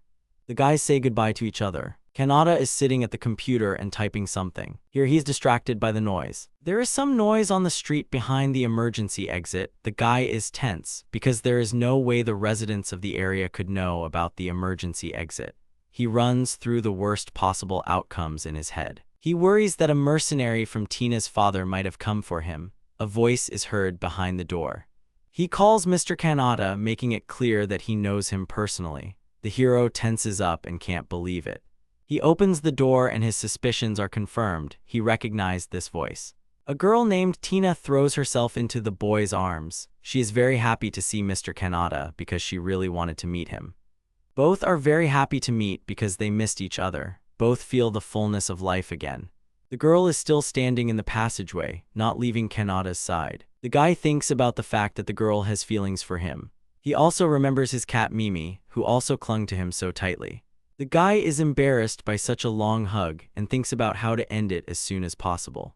He pushes Tina away, causing her to come unstuck. Kinata is glad to meet him and invites the girl to come inside as soon as possible, to which she happily agrees. He asks the girl how she was able to find him in this huge city. The girl says that she heard from Adonis that the guy went outside the walls, and also rumors about the thriving store had already spread, so the girl immediately understood everything. She wanted to come to the guy earlier, but she was forbidden to leave the house. Kinata is upset and says that he should apologize because he didn't tell the girl that he was expelled from Grandil. Tina just looked at the guy understandingly. She told him that he had absolutely nothing to apologize for, which left the guy in a stupor. The girl considers the Parni a great hero and cannot believe that Grandil made such a mistake by banishing him. The people of Grandil must now be bitterly regretting it. It turned out that Tina had been watching the store since noon. This surprised Kinata very much since the girl had not even told him about it before. She admires the fact that now many people come to his store and they all leave with a smile. She wonders if this is not what every real hero really wants to achieve. Kinata justifies himself by saying that his store simply has cheap goods and that this does not mean that he is of use to anyone. To which Tina claims that this is not true. She believes in the guy with all her heart and says that it is thanks to him that this is possible. Tina believes that his ability surpasses any other. Kinata recalls the words of Zarl who, like the girl, said something similar. The girl is the daughter of a merchant, and she has a certain insight into trade. The guy is embarrassed and happy. Tina takes the guy's hands as a support and tells him that she thinks the guy is a truly amazing hero. She also reminds him that he once saved her life, so she considers him the coolest hero in this world. The guy is embarrassed by such an amount of attention and pleasant words addressed to him. The girl dares to suggest that the guy considers himself useless due to his lack of ability to fight monsters. But she thinks this is nonsense, because even if the boy can't fight, he has an infinite potential to save many lives. Tina asks him to be proud of his ability. Kinata is very touched by the girl's support and thanks her. After her words, a weight has been lifted from his soul. She shares with the guy that no matter how the circumstances turn out, she will always be there for him. Suddenly, the girl reaches out for a kiss, which greatly surprises and confuses the guy. He can't believe what's happening. Kinata pushes the shocked girl away, realizing that he is not ready for such developments in the relationship. Embarrassed, he tells her no, scaring Tina. He awkwardly jumps up and starts to fuss, saying that it's time to end the break and open the store because the customers are already tired of waiting. Tina says that it sounded a bit fake, to which Kinata starts making confused excuses. After that, about 2 months have passed since Tina returned. Kinata's shop continues to enjoy incredible success with more and more customers, and Tina helps the guy out a little in the shop. The girl tells the hero that the flow of customers has died down and he can rest. The guy thanks the girl as he takes away the boxes. He decides to take a little rest and warns Tina about it, asking her to call if something happens. The girl only smiles and asks him to leave everything to her. In the evening, the shop closes. Tina turns to Mr. Kinata. She asks permission to help the guy in the store, which makes him tense. The girl has already told her father that she is going to an apprenticeship, so she may stay here for a long time. The information that Tina may live with him shocks the guy. She is happy that they can now live together, and the guy understands what has befallen him. Tina assures him that she will try her best and asks him to rely on her. Kinata is mesmerized by her smile and understands that it is she he wants to protect. He thinks that maybe the girl is even better than he thinks, and also asks himself if all the merchants Kadin and Zarl are so kind, while Tina watches the guy with interest. Here the guy agrees to take the girl as an assistant. She knows a lot, and most importantly, she has earned his trust, which calms the guy down, so he asks her to count on him too. Tina thanks the guy and says that she knows everything about him, so he can be calm, but Kinata interrupts her, clarifying that he meant himself, not the store. But he interrupts and asks the girl again what she meant when she said that she knows everything. Tina says that sometimes the guy calls her Tinochka, which sounds very cute when he talks about the mole on her back and other little things. The guy is surprised and falls to his knees asking her for forgiveness, but the girl only confusedly asks him not to apologize. The store remains extremely popular. Everything works smoothly and it's all thanks to Tina, so Kinata eats and rests peacefully. In this world he no longer feels lonely. His life has become so rich that he is happy and calm. In the evening, the guy tells Tina that it's late and it's time for her to rest. But the girl is not going to rest, so sitting at the computer, she advises the guy to rest while she quickly enters today's earnings into the computer. The guy smiles awkwardly, although he is no longer surprised by almost anything except Tina's competence. He thinks that if she had the internet, she would probably immediately figure out how to promote their store through websites and advertising. After some time, the girl finishes work, looks at the guy, turns off the light and moves towards his bed. She sits down on his bed and looks at the sleeping guy. The guy wakes up in fear and pushes the girl off the bed. Tina clicks her tongue and says under her breath that today is another failure. Kinata just watches her closely. Tina, getting into her bed, wishes the guy good night while he, covering his face with his hands, suffers from thoughts that if he crosses the line there will be no turning back and that it is difficult for him to resist temptation. The guy wishes her good night in return, and the girl just falls asleep thinking that she is not going to give up and that she will try again tomorrow. That's how their days went. During the day the guy ran the store and in the evening he fought with Tina. And then one day the guy heard a sound after which he realized that his level had increased.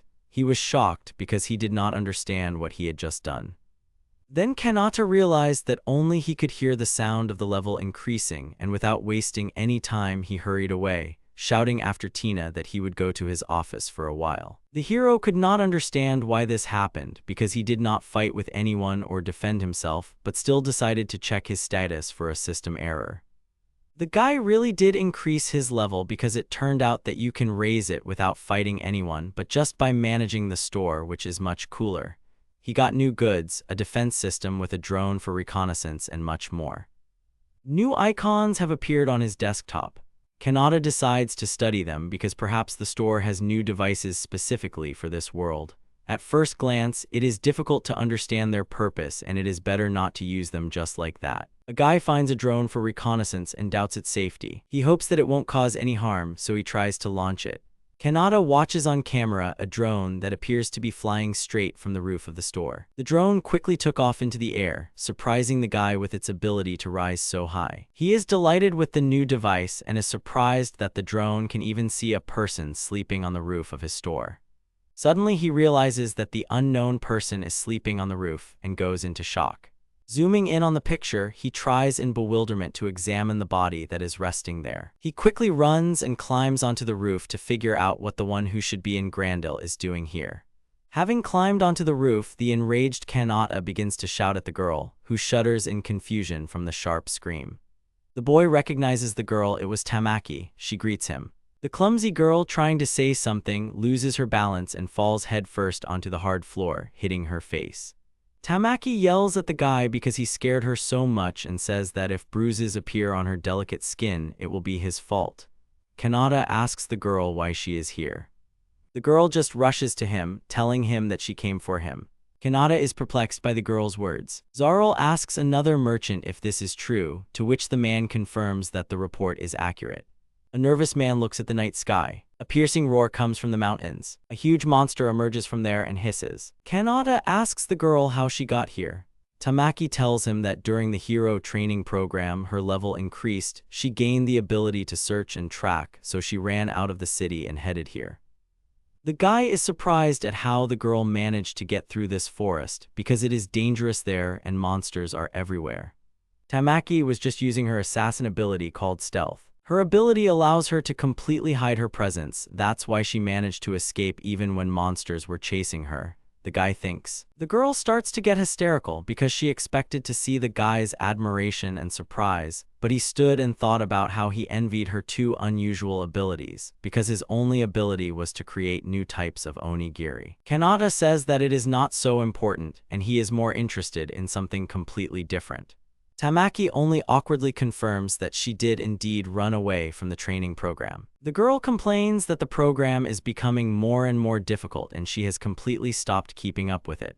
The guy is surprised and asks if she is sure that this is enough to defeat the Dark Lord of Demons. She is not upset at all and is almost certain that the elite group has already been formed with Kuramachi-kun at the head, and therefore they can easily win without her. Kinata asks how the others are doing and if everything is okay with the girl. She only hesitantly agrees with him.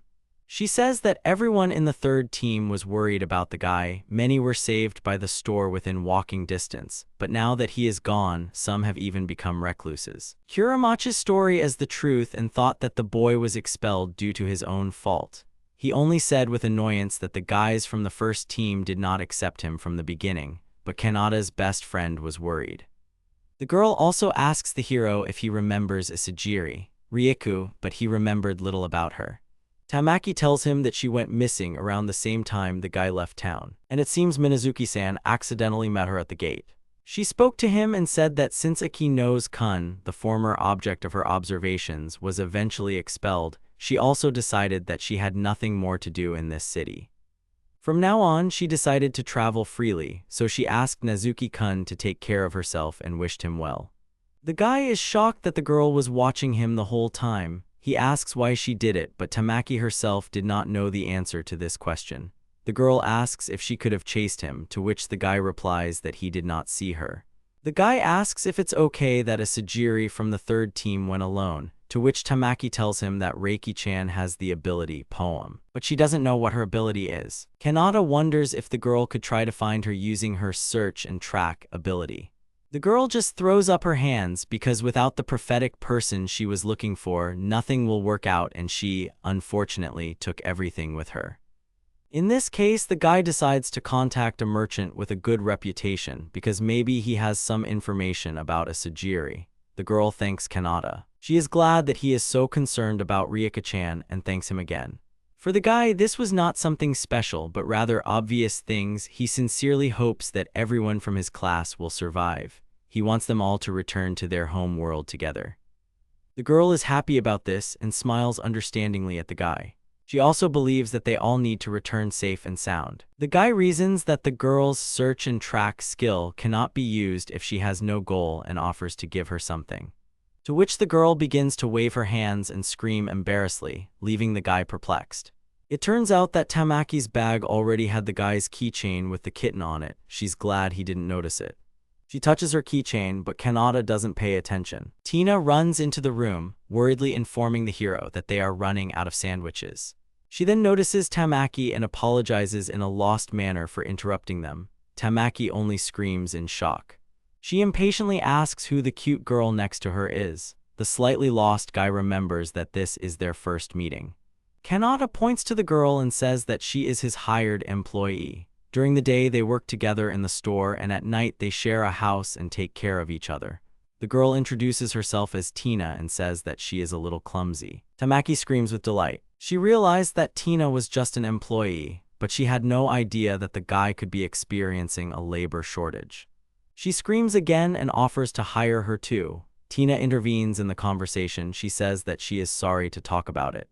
But since she started working here, the shortage of hands has diminished. So 2 people, in her opinion, are now quite enough. She turns to Kinata expecting his approval of her words. He is only surprised, but notes that thanks to Tina, everything really has become much easier. But still, there is a shortage of labor. After these words, Tina is upset and Tamaki is happy. Tina covers her face with her palms in disappointment. The guy tries to calm the girl down by saying that Tamaki can be loud and selfish and also sloppy like an old man, but she's not that bad. The guy remembers and tells Tamaki that the level of his store has increased a lot. They take her inside the store, causing her to look in surprise at how much variety they have inside. Tamaki is delighted that they have many kinds of sandwiches, rice balls, and drinks. There's also a large selection of sweets such as pudding and melon bread. Kinata proudly reminds his friend that he once had only 3 items. The girl says that she wants to live here for the rest of her life, and throws herself into the guy's friendly embrace, telling him that he is the best. She runs around the store and is amazed by each product, already looking for a Coke that goes well with French fries while Kinata watches her smugly. She is happy to try everything and jumps with a bunch of food. Tina laughs into her palm and tells the guy that Tamaki-san is very funny. Kinata agrees with her. Despite the girl's eccentricities, she always takes care of her classmates, including him. The guy wants the girl to get along with her too. Tina smiles and apologizes to Kinata for being rude to his best friend. She is honored to have the opportunity to meet heroes from another world. Tamaki chews and says that she will work hard from tomorrow so they can rely on her. The next day, Tamaki howls in exhaustion and asks for a break. Kinata is surprised at how quickly the girl is exhausted. There were no visitors, so they unanimously decide to take a break. The guy thought that for some reason there were far fewer customers today than usual. Tina went to close the door, but there was a customer standing outside. Kinata was surprised because the head of the district, Soshi Melty, was waiting for him outside the door.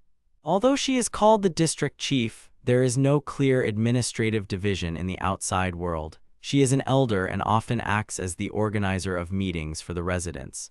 The woman reports that she really likes these French fries. The gentle and friendly Soshi is loved by all the locals. Outside the wall, she is called the head of the district and mother of the district. She thanks the heroes for their hospitality, and Kinata thanks her in return for accepting him as a newcomer. The woman believes that Kinata has become an indispensable person in their area, so they should be grateful to him.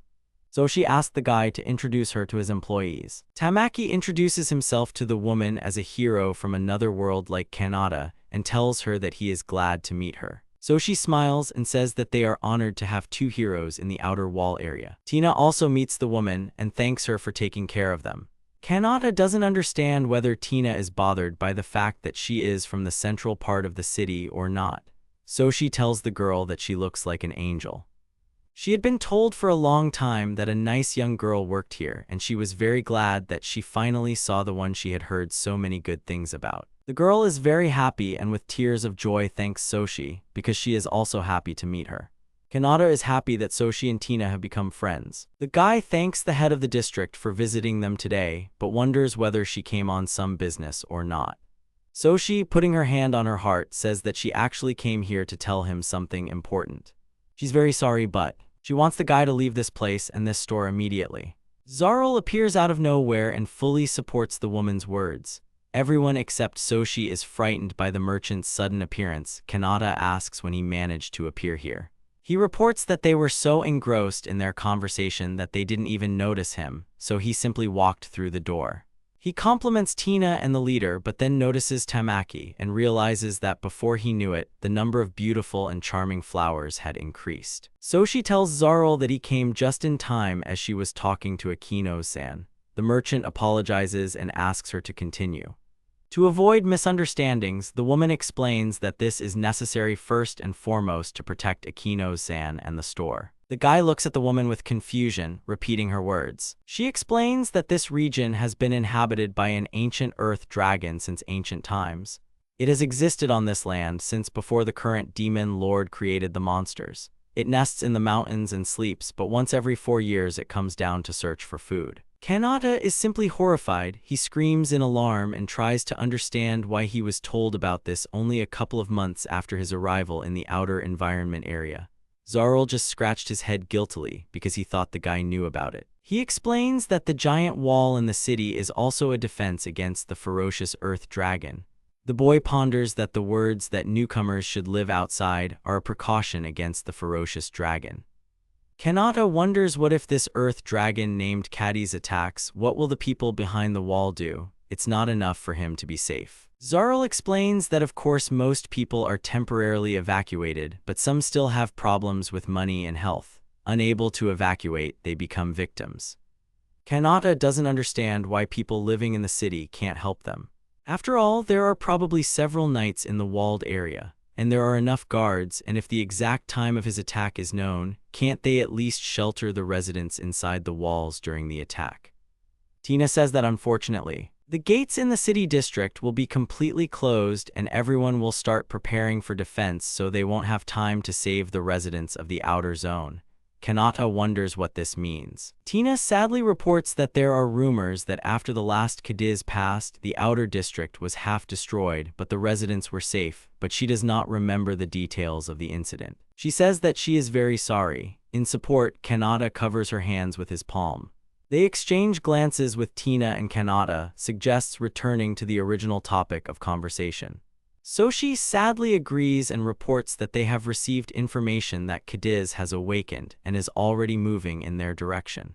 Under the direction of Zarl and their subordinates, the evacuation of residents outside the outer wall has begun. Kinata understands why there were so few people today. The chief says that Cadiz may raid the area this evening and apologizes for the suddenness of the situation.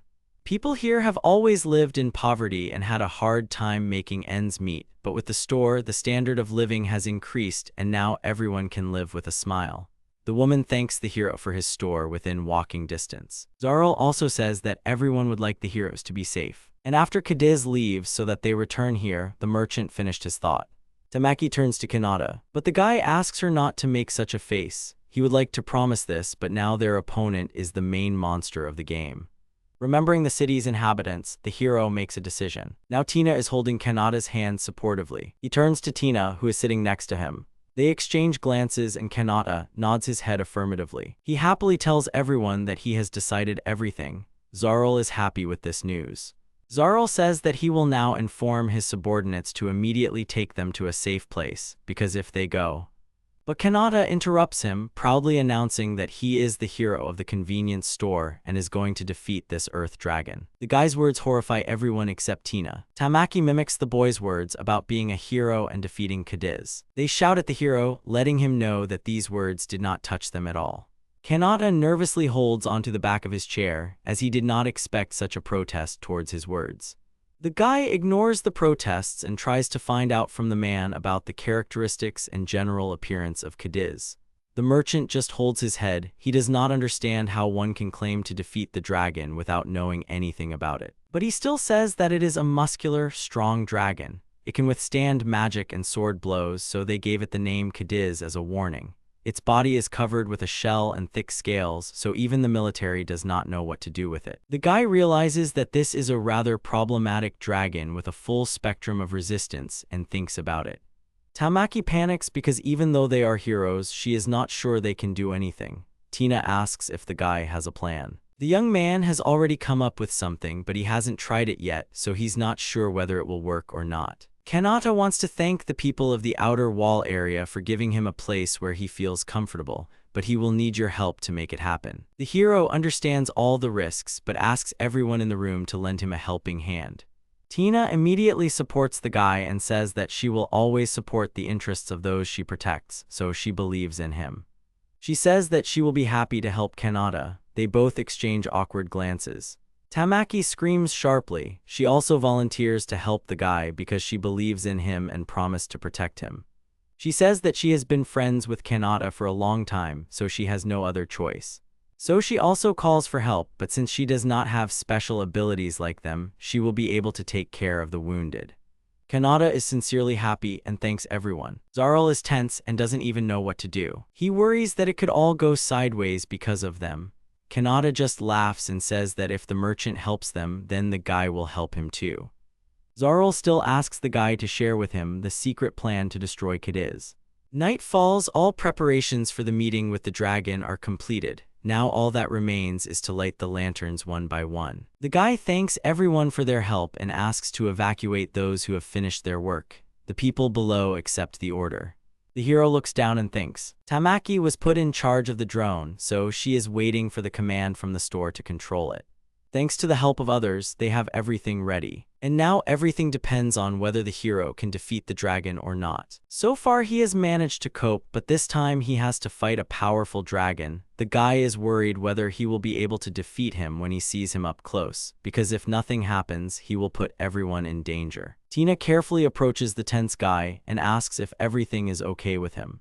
Kinata shares with the girl that he is actually very scared right now. Tina supports the hero by saying that with their help he will definitely succeed. Kinata is flattered by the girl's confidence and would like to have the same.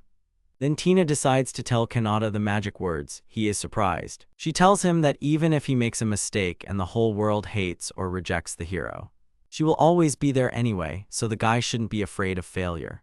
She doesn't care if he's kind, brave, or the most cowardly. She will accept and protect Kinata no matter what. He looks at Tina in surprise. She just smiles shyly and asks if her words brought relief. The girl's words really helped the guy and gave him confidence. He tells her that it really was magic. Tina is happy and smiles at the guy. But suddenly they are interrupted by a roar in the distance and the screams of people. Cadiz arrived and settled in the mountains. The heroes look in amazement at the huge earth dragon. Kinata yells at Tamaki to start guiding the dragon with the drone. The girl reacts quickly and starts actively clicking on the computer. The drone heads towards the dragon. Kinata only gets more tense because Cadiz is much bigger than he imagined. Tamaki happily pops out of the hatch, announcing that the dragon has gone after the drone and she expects praise. The girl says that they accept the challenge even though the dragon is huge, although to tell the truth, her knees are already shaking. Tina calms her down and says that everything will be fine. The guy answers uncertainly, probably scaring Tamaki. Kinata thinks that the magazine should not be much smaller than the giant monster. He wants to believe that it will still withstand the collision. The dragon moves quickly towards the store. The heroes hold on to the rope and Kinata orders everyone to prepare for the impact. Cadiz crashes into a building. There is a dull thud. The guys hold on to the magazine with all their might. Kinata gets up and checks if everyone is okay. They were able to survive this stage, but this is far from the end. They take fire extinguishers and move on. The three heroes are determined. They run towards the dragon with fire extinguishers in their hands. The guy orders them to aim straight. The dragon notices the heroes and they are horrified. The dragon tries to protect its eyes. Although the outer shell is hard, everything inside is soft. The boy decides to focus on Cadiz's eyes and mouth, so he dares Tamaki to do it. The girl is scared and wants to go back to her parents, but she still goes into battle. The guy put the store here to distract Cadiz. The building was supposed to act as a safety net, stop the onslaught on the city and prevent damage. They needed to make Cadiz retreat and then attack again. Kinata resolutely continues to throw fire extinguishers at the dragon until it falters. He throws a fire extinguisher into his mouth, and Tamaki starts to freak out in fear. Even this doesn't make the dragon retreat, which makes the guy nervous. He really wanted to tear the monster away from the store for at least a second. He turns to the girl to ask for a working fire extinguisher, but she is not in her place. He looks for the girl in confusion, but only Tina is nearby. He asks the girl where Tamaki is and suddenly notices the broken side of the building. Kinata is very scared at the very thought that the girl could fall. Suddenly, the dragon roars and spits out all the fire extinguishers right at the hero. He screams down in fear and calls for Tamaki. Some creature appears and attacks out of nowhere, leaving the dark-haired guy in shock. Then a spear flies into the creature's head and pierces it. The main character notices this and does not understand whose it is. Someone behind him mocks him and tells him that she did it. The protagonist realizes that it is Tamaki, turns around, but cannot figure out where she is. The girl reports that she used her assassin's stealth to poke out the earth dragon's eyes with a spear. The boy realizes that he can't see her because of her ability, and Non tells her that she made him worry. The girl behind him is glad that Tamaki is safe. Tamaki from the void reports that she is one of the heroes. After all, it was easy as pie. The protagonist praises the girl, but the girl behind him appears and reports that she is actually here. Suddenly, 2 cylinders in the dragon's mouth begin to crack from the fact that he is biting them, and suddenly he begins to growl. The protagonist understands that the dragon is approaching the store, and this is very good. Before it crashes again, both girls must leave here and head towards the city. The girl agrees with him and decides to retreat, going down the rope. Tamaki turns around and tells the guy that she's relying on him from now on. The second girl asks the guy to be careful. The main character agrees with a confident smile and asks him to leave it to him. The protagonist also came down and stood right in front of the dragon, challenging him. The dragon roared and released smoke from his mouth. The guy looks at his enemy and thinks that he needs to lure him to the last. After this, the dragon begins to approach the building and the main character asks the dragon to come closer. At the moment when the dragon breaks off a piece from the store, the guy seizes the moment and orders the store to disappear. Suddenly, the building that the dragon is attacking just disappears and the dragon is very surprised by this. The main character happily realizes that everything turned out great. The dragon fell into the hole left by the store. The guy understands that all the traps they made still stopped Cadiz. He remembers how he was told that all the preparations were completed. The dragon lies in the pit without strength. The main character ponders that as soon as he thinks, a store immediately appears next to him, but each time there is a slight vibration and a cloud of dust around, because between the store and the ground there is a space into which you can fall. He thinks about what would happen if he did this in the air. He thought he would never have the opportunity to use a technique that required a difference in altitude, but now the conditions are quite suitable. The man sees the rope being pulled and understands that this is a signal. After the signal, he orders all the people to pull the rope at the same time, thanks to which they lift the main character up in a kind of elevator. Then the main character jumps off this elevator straight towards the dragon. He screams at him to try to swallow it. The guy looks angrily at his enemy. The protagonist shouts the word store and a building appears right above the dragon, falling right on top of him. The dragon just watches as the building falls down. The next moment the store already reaches its point and lands on the ground. On the dragon, the main character also continues to be in the air. The dragon roars loudly and coughs up blood from its mouth, while the main character lands. All the people look at this situation in surprise and discuss the fact that before this neither swords nor even witchcraft could take him, but this worked. He has enormous destructive power. The man thoughtfully says that this dragon is ancient, and his name is just as appropriate. The main character with a serious face understands that this dragon, even after such an attack, is still trying to get up. The dragon moves the front part of its body and growls. The guy lies in front of it. Then the main character gets up and runs to the elevator, realizing that this was to be expected. This is indeed an ancient dragon and it cannot be killed with one blow. The guy is lifted up. He stands with a serious face and decides to act in some other way. The man orders everyone to move away, holding a rope in his hand. The main character hangs in the air and orders the store to disappear. Then the main character jumps off and again he orders the store to appear. In order to finally finish off this dragon, the guy understands what he needs again and again. The protagonist, with serious intentions, decides to attack this dragon until he kills it completely. He uses the infinite appearance of the store, attacking the dragon again. Then the dragon roars and simply falls face down into the ground. The guy lands down again and tries to catch his breath, right in front of his fallen enemy. The main character thinks about whether he managed to defeat him, but suddenly the dragon's clawed paw appears in front of him and has almost reached him, but the guy manages to react and steps back, looking at the barely alive dragon. He understands that if he were to relax his vigilance even a little and Cadiz would come out, then they would all be in danger. The dragon moves his paw. The protagonist breathes heavily and barely moves, suddenly realizing something. Everything starts to blur in his eyes and the guy thinks about whether he just ran out of magic and whether magical power is needed to use the store at all. He curses and realizes that it is possible that it is simply due to lack of physical activity. The guy looks really bad. All the people from above watch the main character in surprise, who the next moment stumbles and begins to fall.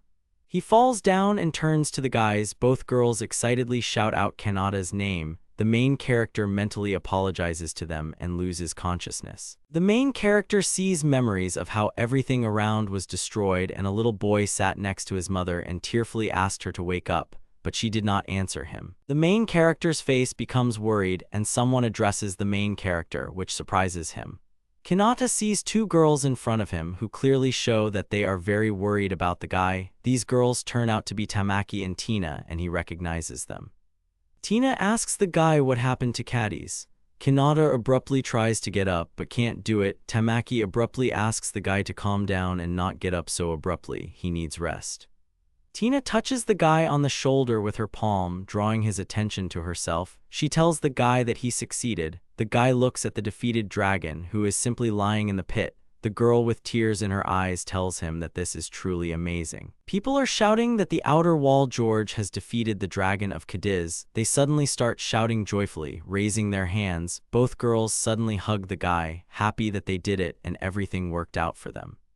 The sun was shining brightly. It was on that day that the long-term misfortunes of the outer wall finally came to an end, and the people above continued to rejoice in victory. The protagonist looks up with a smile. He understands that Cadiz, the ancient earth dragon, has been defeated. After some time, namely a few days after the defeat of Cadiz by the main hero, the city was in a festive atmosphere. The city of Cadena celebrated its victory. Colorful festive flags hung along the streets. All the residents are at the celebration. All of them, both inside and outside the walls, came out of their houses to drink and congratulate each other. Unfortunately, however, the protagonist was exhausted and was in bed at the time. He slept in his 24-hour store for several days, and the shirts were added at level 4. The main character remembers that there was another disappointment. He noticed with tears that his level for some reason did not increase. After the victory over Cadiz, it remained 24.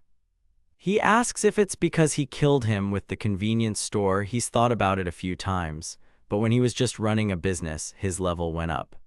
The main character introduces his shop, which has arms, wings, legs, and weapons. The guy hopes that soon there will be more opportunities to fight back. The girl happily asks the main character to look at how much they were given in the city. The whole world can now be arranged. The second girl asks the guy to eat more and get better. The main character is thinking that the title in the status column would be cool. Suddenly, a girl hits him in the face with bread. He is asked to eat, but the second girl asks him not to do that. A few days later, the main character finally returned to duty. The man with a smile told the guy that it was thanks to him that he earned a lot of money. He sincerely thanks the guy. The man says that the store is still thriving. He will help. The guy takes the box from him. All the people say that he is a hero. Everyone greets him and says that he has finally returned. The guy thanks the man. He sees that they are all in a good mood. He is very grateful to them all for what they have done for him, and he would like to thank them somehow. The man asks the guy in surprise if he is serious about this.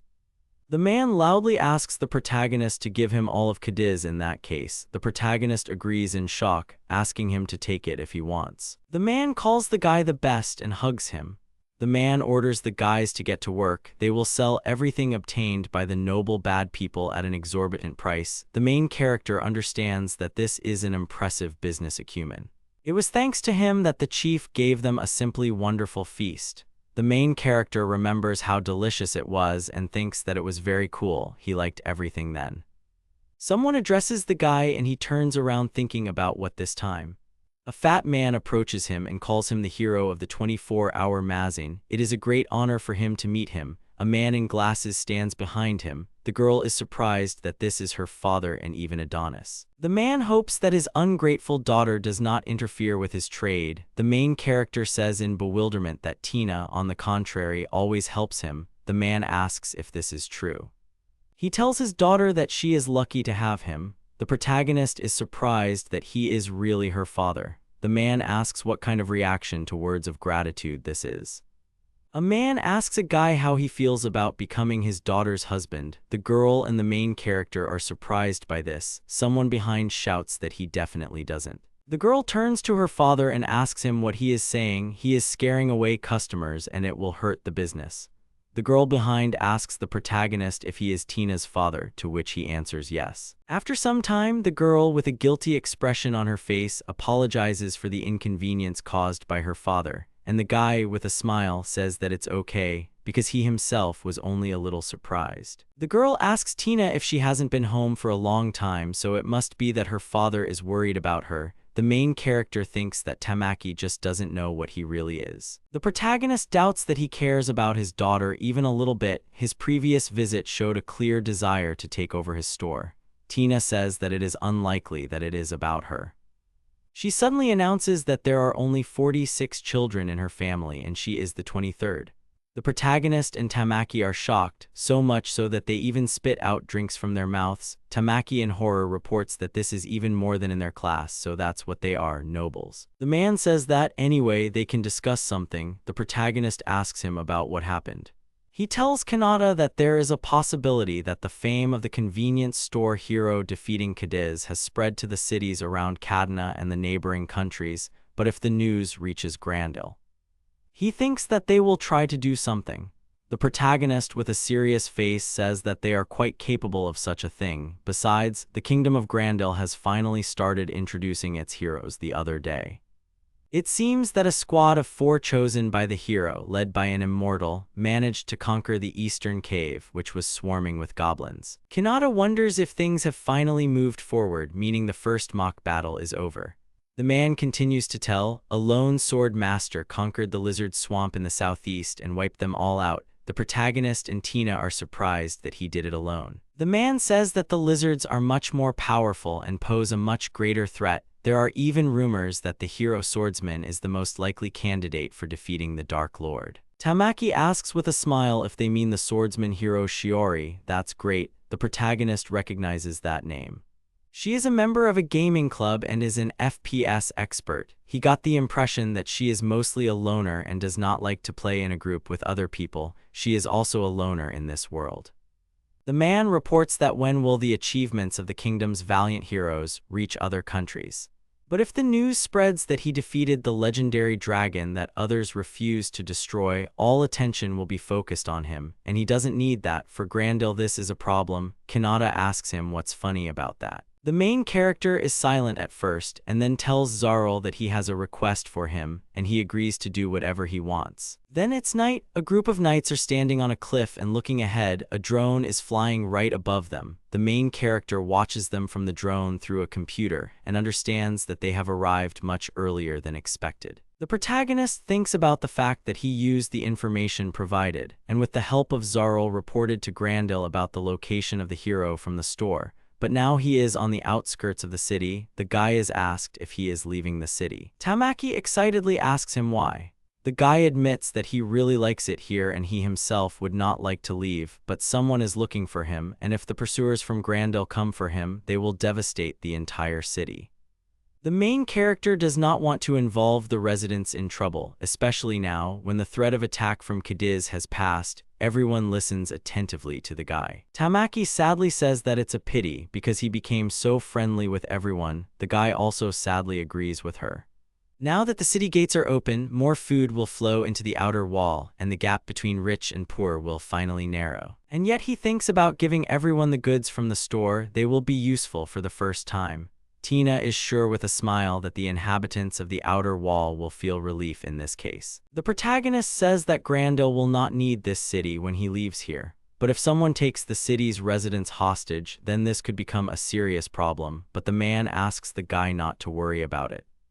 He informs that even they will avoid involving civilians at such a critical time. If he wants, he can hire mercenaries from the inner walls with the money he gave. Then the city will be protected. The guy thanks him. The people on horses are galloping and the girls are looking back. Kinata is thinking that now, if he can hold off the pursuers and buy time for Tina and Tamaki to get to the hill, then even if they have a numerical advantage, only he can do it. The protagonist watches a group of people in front of the store from a drone and realizes that he sees that Mrs. Crusades and the heroes are not there. There will be no negotiations. They came to deal with him. Suddenly, the protagonist notices that several people in robes are creating magic circles and releasing attacks from them. He is surprised that this is magic. However, contrary to their expectations, the magic projectiles, having reached the store, crash into the barrier and do no damage. The knights are surprised by this. The protagonist understands that he needs to hurry. The fire shutter with a magical barrier is very effective. The knights are confused. They probably only received information about the store before they were built. One of the knights points his sword forward and orders everyone to stop panicking and not stand still. They need to get him out of this strange building. He orders everyone to attack, and a crowd of knights rushes forward straight at the building, trying to damage it. The protagonist notices blows to the door and thinks that since there are so many of them, the standard smoke screen from a fire extinguisher may not be enough to get out of here. He curses at Grandil. Someone grabs the edge of the roof with a hook. Several knights are lifted up to the roof by ropes, and the main character is surprised that there are so many people just for him.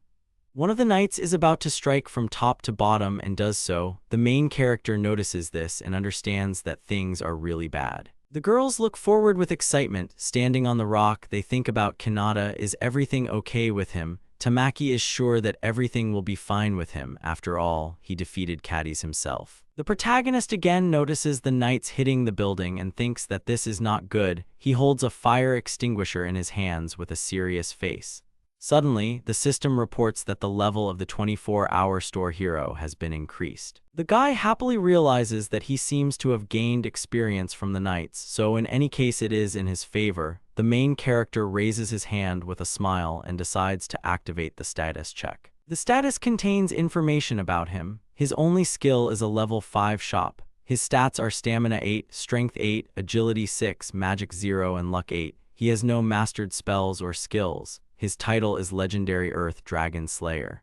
At first, the main character beamed and began to rejoice that there were also lunchboxes and a microwave. This is simply amazing, but suddenly the main character looks at something in bewilderment. Kinata sits at the computer and understands that there are things here that usually can't be in the store. He thinks that this is some kind of mistake. Drones and machine guns with magical barriers are very strange. He decides to do something and starts clicking and moving the mouse with a serious face. He clicks on the icon of the 5 Gatling machine guns. He thinks that now is not the time to hesitate. He needs to try this.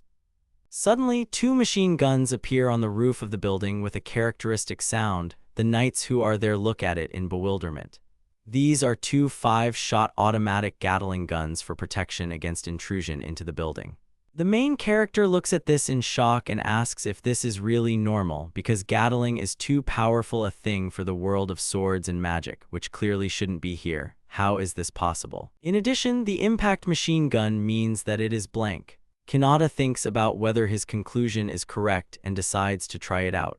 When the system asks whether he wants to start the automatic mode, Kinata gives a positive answer by clicking on it with the mouse. Suddenly, the machine guns on the roof come into action and almost instantly they deal with several knights. The horse of one of the knights is frightened by such a surprise. After the attack, the knights lie on the ground, alive but without strength. They writhe in pain and moan. The protagonist with a grin understands that, fortunately, it does not have killing power, so it can be safely used. Now he decides to look at something and is surprised by something. The protagonist notices the icon of the variable function of the magazine rotation on the computer and presses it, thinking about how he should interpret this. The knights on the roof begin to notice something, movements below them, and think about what this time. Suddenly, the store building begins to spin in a circle, causing the knights on the roof to lose their footing, while those around the store watch this phenomenon in a stupor. 2 knights watch as one of their comrades falls from the roof right in front of them and screams. The main character smiles and says that he thought that nothing could surprise him anymore, but it's just funny. He laughs and thinks about how the magazine can spin at all. Then he smiles and decides to use the machine gun again, which then spins. Machine guns from the roof again shoot all the knights near the store. Some try to run away and some immediately fall to the ground. The knights ask what kind of building this is. They were not warned about this. They do not know what to do. One of the knights, the commander-in-chief, informs everyone else that this mission was entrusted to them by Lord Drake, the Prime Minister of Grandil. So let them not think that they can return without achieving success. They must go and not be afraid. Kinata thinks about who Drake is. The guy is standing at the computer and thinking that since they are demoralized, now he has a chance to escape from here. He clicks something. Thanks to the store, their escape plan will work. He decides to try something else. Kinata activates the drones with the smoke screen dispersal function. Several drones fly out onto the street right above the store, after which they disperse smoke onto the knights. They begin to choke and cough from such a large amount of smoke. Then the protagonist comes out of the building, sees smoke in front of him, and covers his mouth and nose with his hand, thinking that he needs to take advantage of the opportunity.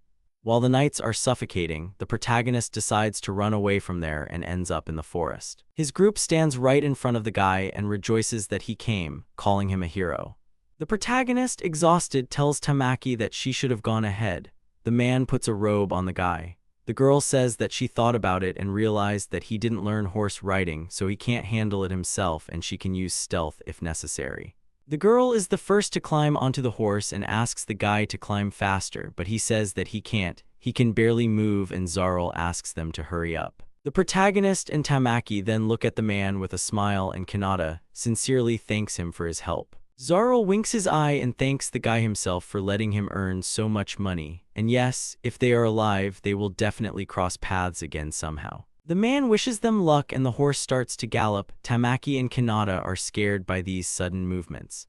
The guy looks back with a smile and shouts gratitude and also asks to say hello to everyone in the city. The girl looks at the road with fear.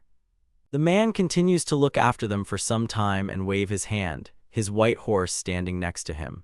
Shortly before the destruction of the legendary Earth Dragon Caddies in the Kingdom of Grandel during the day.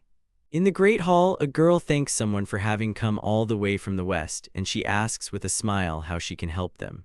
The boy kneeling in front of her informs her that they, the Western Alliance, are under increasing threat from the Demon Lord's army. This is Carlton Steiner, an envoy from Cartaros, one of the Western Alliance countries. The guy says that they can barely stand on their feet, and recently the existence of demons that have intelligence and are able to control magic has been confirmed. The knights look at each other, but someone coughs and they suddenly stand up. The girl promises with a smile that they will provide generous support to their country in terms of soldiers and supplies, and send 10,000 soldiers to the expeditionary force as soon as possible. Carlton is surprised by this number and admits that the rumors about her grace were true.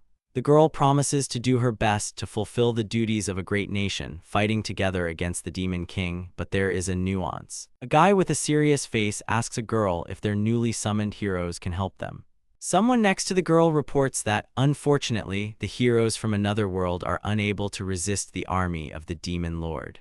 The fair-haired guy sits and with a smile announces that very soon they will have the opportunity to show their abilities.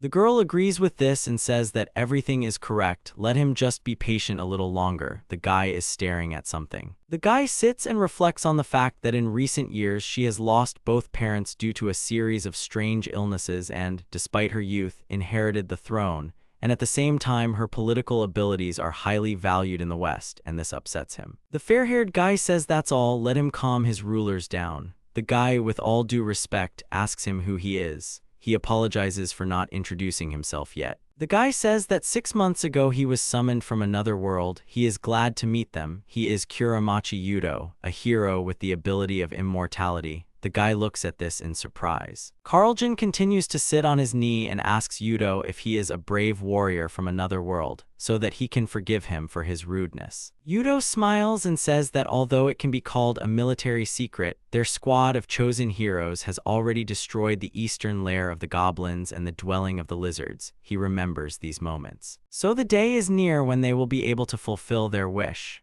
Carlton, in a stupor, reports that he does not believe this. The destruction of the lizards is really a feat.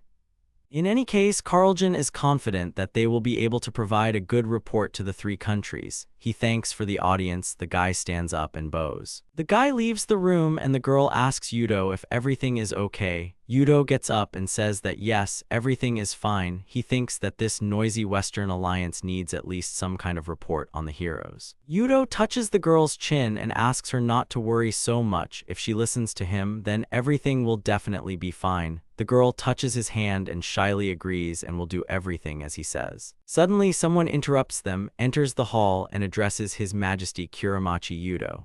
An older man in a headdress says that he has something to tell them. The girl is surprised that it is Prime Minister Drake. Yudo calmly asks the man what the matter is. He talks about how they received news that a hero from another world, calling himself the convenience store hero, managed to kill the legendary Earth Dragon in the Western Autonomous Region of Kadena. The girl and Yudo are surprised by this. The girl says that the hero of the convenience store killed the dragon. This simply cannot be.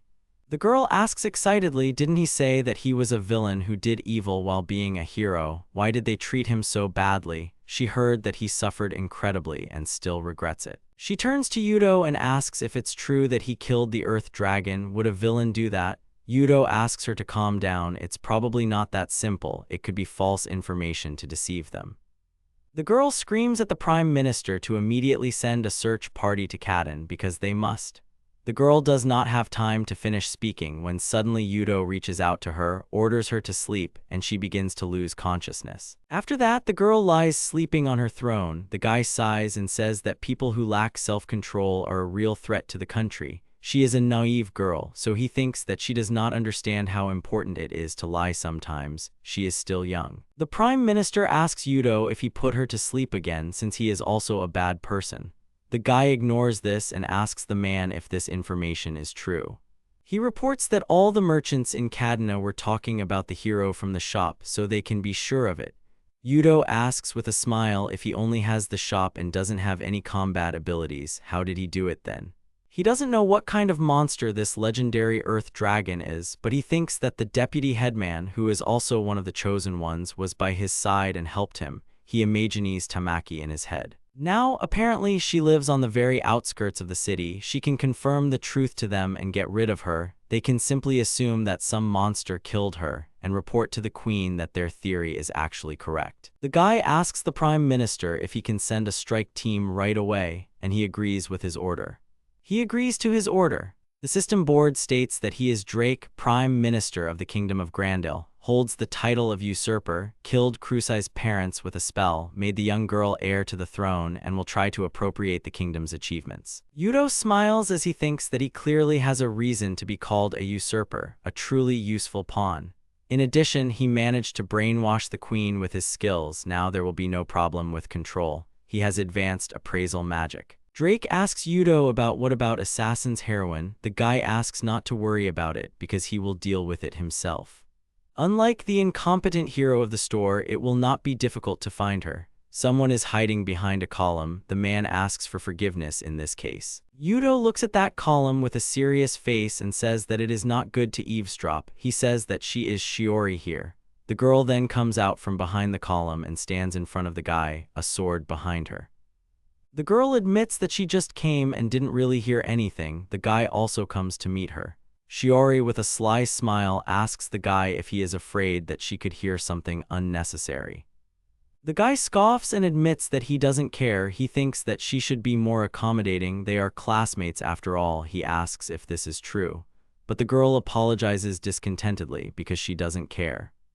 The girl stands straight in front of him and tells him that regarding this, he is not plotting against their main mission. Yudo answers her that of course, as the headman, he gives priority to the safety of all of them. And also that they defeated the Dark Lord and returned home safely. The guy scoffs. He is told that this is amazing. He is so worried about all of them, but they are okay, and this is quite amazing. The girl smirks and says that it's because they can strike back unlike others. Yudo smiles and says that as a hero serving this country, he can't disobey orders. He would like her to refrain from selfish behavior in the future. She sighs in displeasure. She asks Yudo what level the members of the chosen group are now. The guy tells her that everyone is now at level 3 and everyone has become stronger than before. She understands this. The girl shows all her fingers and says that they are now on level 5, so acting alone will be much more effective. The guy stands in confusion. The girl leaves and says that the legendary earth dragon has been killed. Suddenly the girl beamed and happily announced that the legendary dragon of the earth sounds like a very interesting quest. She would like to take part in it too. She is interested in what level he is now. It would be a shame if he gets ahead of her. She walks forward cheerfully and wonders if she can meet him somewhere. Two knights come out from around the corner. The girl understands that he is now heading to Kadena. She pretends to be serious when the knights stand at attention and thank her for the work done. The queen opens her eyes and looks forward. Yudo holds the girl's chin and asks her if she's okay. She asks if she slept. Suddenly she remembers the hero of the store. She needs to find out what's there. The guy asks her to listen to him carefully. He tells the girl that the hero of the store was an evil hero who served the Dark Lord and did evil in the city. That is why she banished him from the kingdom. The girl looks at him with wide eyes. He asks if he is right. Suddenly the girl smiles sweetly and agrees with him. It seems that he needs to increase the level of charm magic a little more. It will take time, so he also needs to try. He grins sarcastically, asking the queen if he is thinking correctly. On the table there are several containers with prepared and appetizing-looking food. The main character, as well as two girls, joyfully put both their palms together and wish each other a bon appetit. The girl tells him that the yakiniku lunchbox is the best. The guy never thought he could eat hot lunchboxes in another world. It's a big difference from the time when he only ate 2 onigiri and tea. Tamaki eats and tells her that she wants to go out behind the store. The guy tells the girl that he doesn't think he needs her that much. It has been about 5 days since they left the city of Kadena. They are heading west to a distant place where Grandil has no influence. They are traveling on horses. Food, clothing, and shelter can be found right in the store, so they do not stop in cities and do not leave any traces of their movement. The main character with a smile reports that this is very convenient. The protagonist reflects on the fact that his shop is at level 5 and now he is armed. His idea of the best shop in his imagination is crossed out. It was difficult to imagine such a turn of events, but what is there? At least he became stronger. In addition, various goods and objects were added, a lot of everything. Tamaki took something in her hands. The second girl looks at something and turns to Kinata.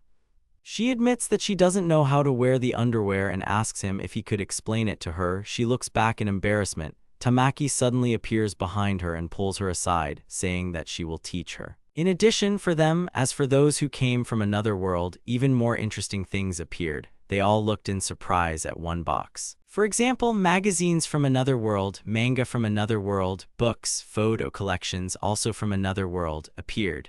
In other words, everything that is read in the modern world appeared. Only one type could be ordered per day, and there were also books that appeared randomly. The guy realized with displeasure that it could take years to get all the issues. Tamaki, perplexed, asks the guy if this is really all from their world because something is wrong. The protagonist reports that the content is, of course, similar, but is it a parallel world? He understands with a serious face that there is no information about the disappearance of their class. Tina asks in surprise about magical technologies and commercial facilities, cinema, game consoles, household appliances, amusement parks. She has never seen these wonderful things. Since Tina is happy, then everything is fine. Tina looks at one of the magazines in surprise and says that this book about women in strange poses is also very interesting. Good recommendations. Tamaki scolds the guy for ordering this.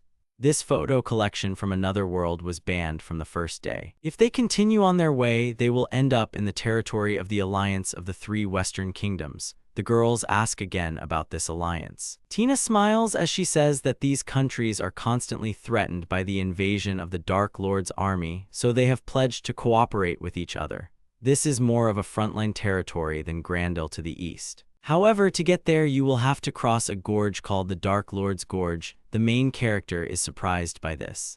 The protagonist asks if they are talking about some castle. He is not ready for that yet. Tamaki says that no, it is not there, it is just a name. He should study this point. Tina says with a smile that, as Tamaki said, the castle of the current Dark Lord is on his territory, further west from the alliance of 3 countries. The guy asks Tamaki not to burst with pride. The girl is pleased with herself. The Dark Lord's Gorge is said to be the base and burial place of powerful monsters that served the Dark Lord who ruled the entire world in ancient times. Moreover, due to the curse of the Dark Lord, those who once fell to the bottom of the gorge will no longer be able to choose. The main character and Tamaki are frightened by this information. Tina tells him that this also applies to monsters, but there are safe routes that many merchants use so they can rest easy.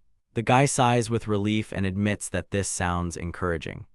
He sits and thoughtfully asks if it turns out that even if they defeat the current Dark Lord, will he appear again? Tamaki says that of course it is possible, but what else can they do? Tina suddenly becomes despondent about this. After this, she confesses to her friends that she knows something, although she is not sure of the truthfulness and she has no evidence.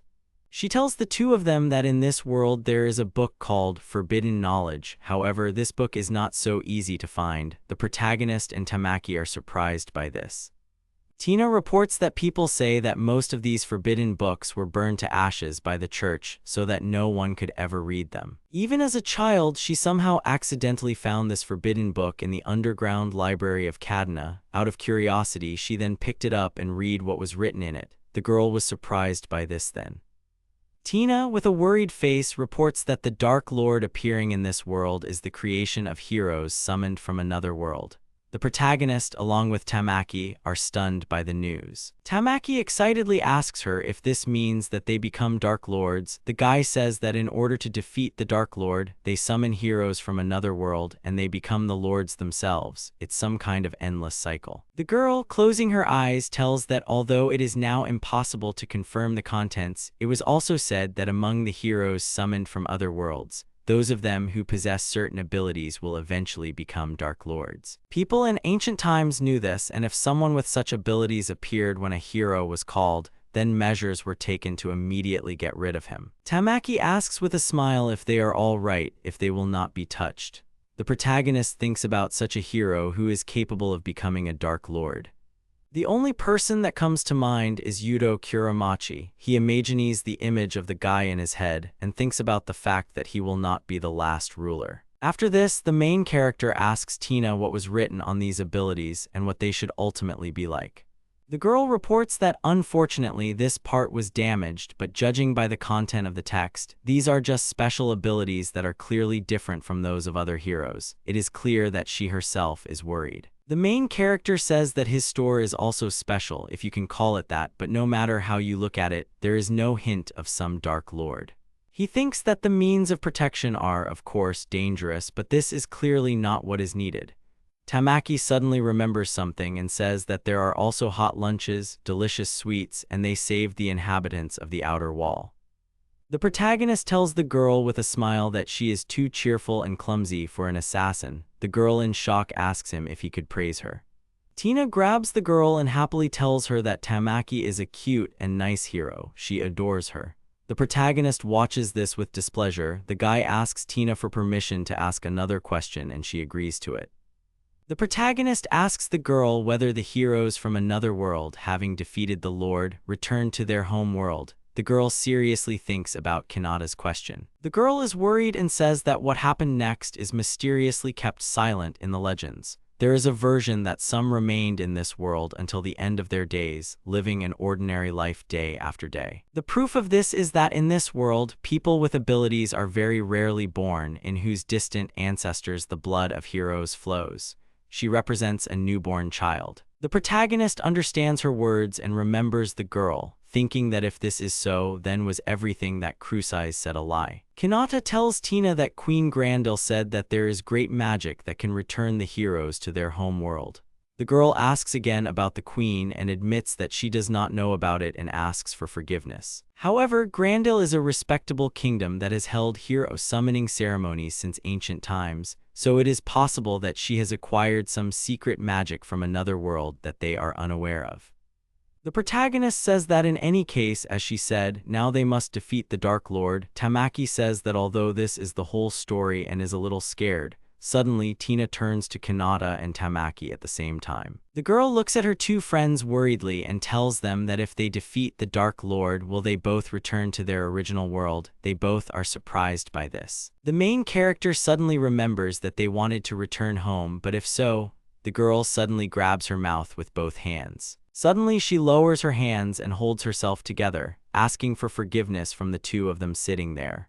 She asks whether this is precisely why they are now moving forward. First of all, they need to move towards the alliance of 3 Western countries. The protagonist and Tamaki look at the girl thoughtfully. Then it becomes time for them to prepare for departure and Tamaki decides to help Tina while the protagonist thinks about something. The main character becomes interested in what the previous heroes were thinking when it was time for them to make a decision. He looks at the sky. Then they eventually continued on their way. After weeks, they finally reached the ravine of the Dark Lord, in front of which there was a signpost. Their whole group is surprised that the bottom of the gorge is not visible at all. It is scary to think that there are demons down there. These are demons that served the Dark Lord in ancient times and survived. They are as huge as Cadiz, or even bigger. The main character thinks that the Dark Lord who controlled them in the past was probably a cool guy, even more than Cadiz. He asks Tina how he was defeated in the first place, and the girl tells him that since there are no records in the old books about how he was defeated, she is also interested in this. The protagonist reports that he heard something about this during classes as part of the hero training program. The guy turns around, and noticing that Tamaki and her horse simply disappeared, asks where she is. He is shocked by her disappearance. Tina tells him that as far as she remembers, Tamaki said that she would go on reconnaissance. The girl then asked her to be careful, and the guy did not pay attention to this and now asks Tina if she is serious. The protagonist thinks with displeasure that she has been acting on her own for a long time, and he immediately remembers the past. How she constantly left him and their friend for the cat or for food.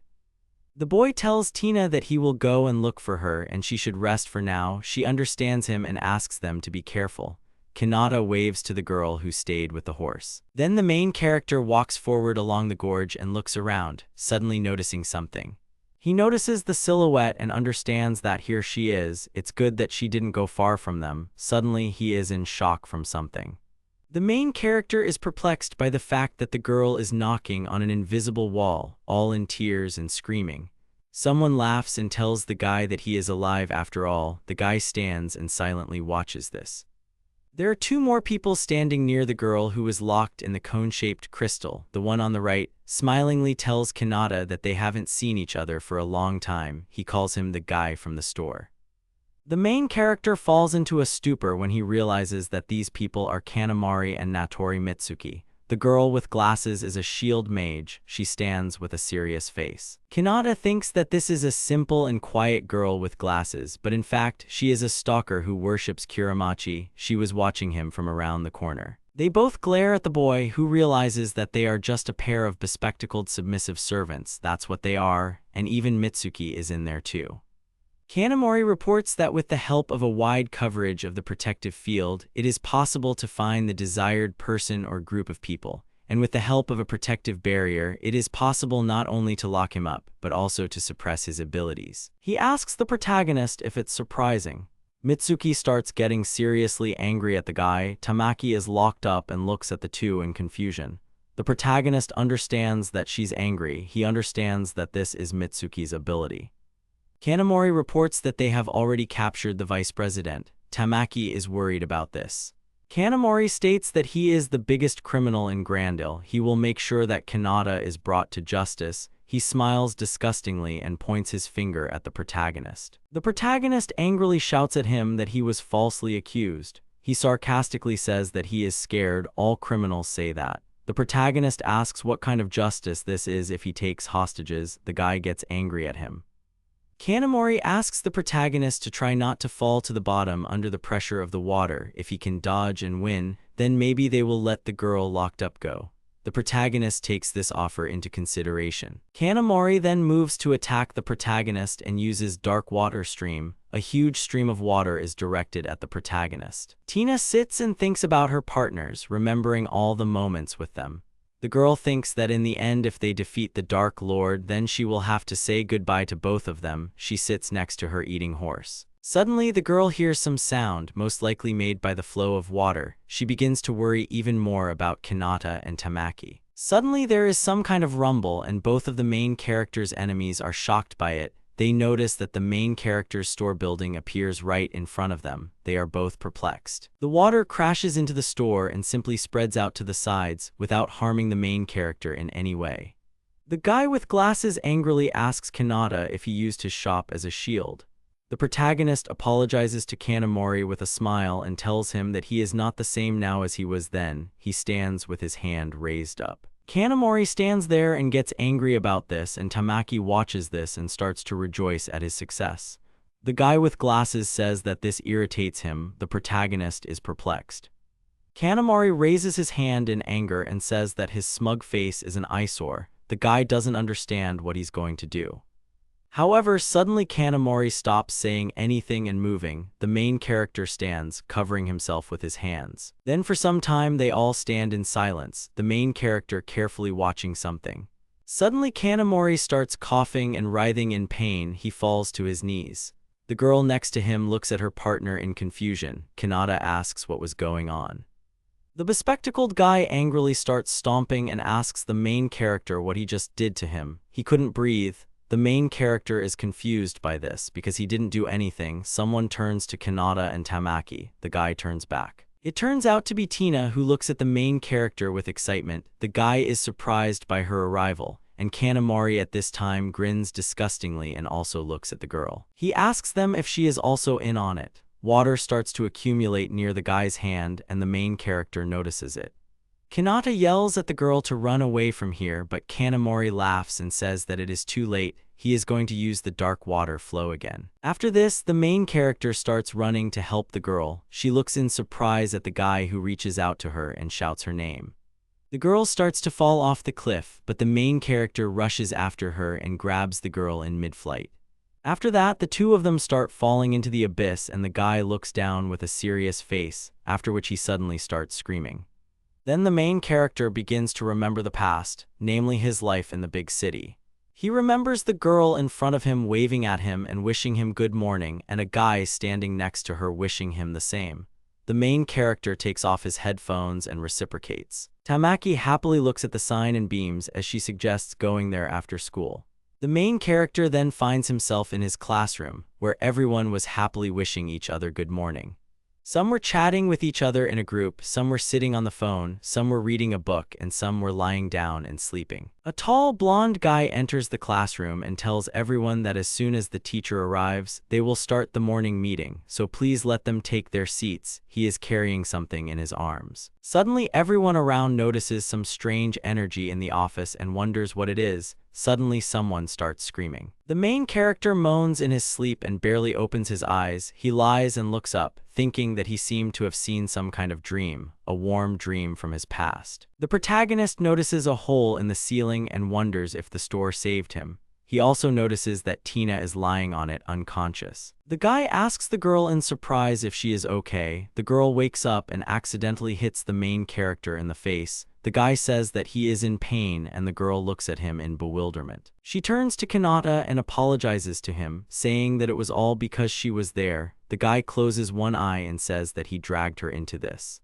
The main character suddenly hugs the girl, who is surprised by this act. He tells her that it is good, that everything is okay with her. He admits that he is really very happy about this. Suddenly the girl's face becomes calm and she smiles. Then she hugs the guy in return and starts crying with happiness.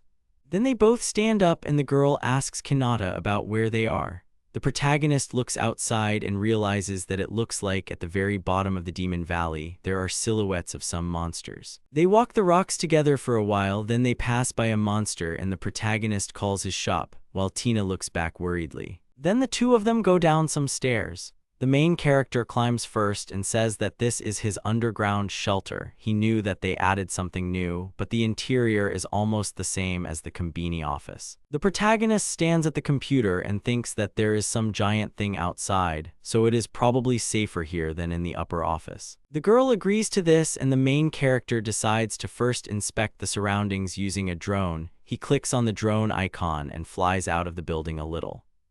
Suddenly, they are shocked to see a huge dragon and the girl asks if it is Caddy's.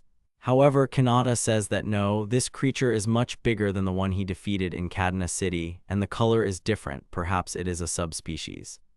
However, there is not just one such dragon there are several of them. The guy with a serious face understands that this means that this is the bottom of the Demon Valley. Suddenly, the girl notices something and tells the guy about it, pointing her finger at the screen, where some kind of round creature is moving right towards them. The main character is horrified that this creature drove right through the store and left nothing behind. He is shocked that their store was blown to pieces. The girl also stands in horror. The girl looks around and asks why, in that case, the shelter was not damaged. The main character also pays attention to this. He reports that even when the store collapsed, there were no vibrations or sounds from outside. Perhaps this place exists in a space separate from the store itself.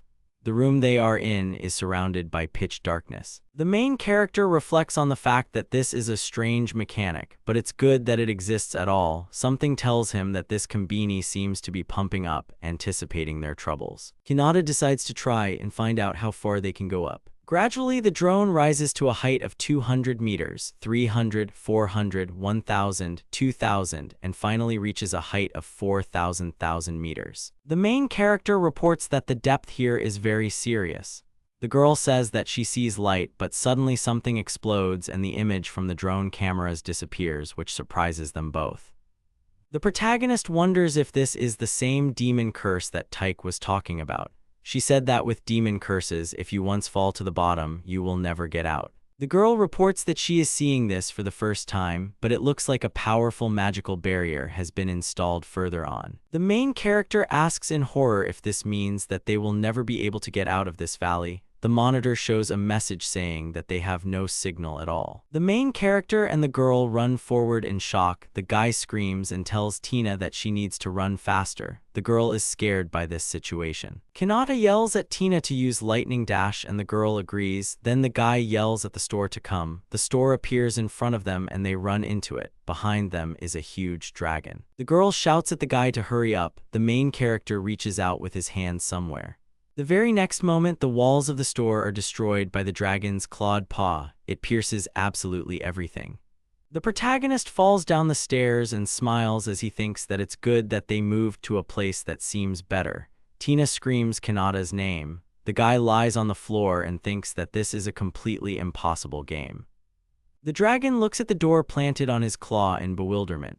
Kinata reports that at least they have replenished their supplies well. The protagonist hears some kind of squeak. The system informs the guy that the store level has increased. He is surprised by this. Then the same notification comes several times, and each time the main character is amazed by it. He thinks that usually it is once, but here 4 in a row. Tina looks at the guy in bewilderment. The main character admits that his level suddenly jumped by 4, and a joyful Tina says that this is really great. She asks the guy with interest if there is anything new. The main character raises his hand up and decides to check the status. A table pops up with a bunch of added products and a bunch of added household goods. The main character is surprised that the assortment is now just like in a real store. Tina is also surprised by this. The protagonist is of course very happy about this, but now it is not food that is needed. Of all the solid objects, they only have one shower. He goes into it and imagines the layout of the bunker. The guy asks the girl if she is offering him a choice from the bottom of this abyss, and where is the powerful weapon. Even their store is already on the verge of destruction. Kinata hid under the table and covered his eyes with his hands. He apologizes to Tina and tells her that he might not be able to save her. He is powerless. The girl asks him not to lose his mind. She holds the guy's hand and with a smile tells him that they could really use a shower too. She assures him of this. In fact, she is happy and everything is fine. The guy looks at the girl in surprise and says her name. She happily offers him something to eat because she brought a lot of tea and sandwiches. The protagonist asks if they have anything to eat in this situation. She says that it is precisely because they are in this situation that she gives him a bunch of different food. Tina, smiling, suggests the guy to think together without panicking about how to get out.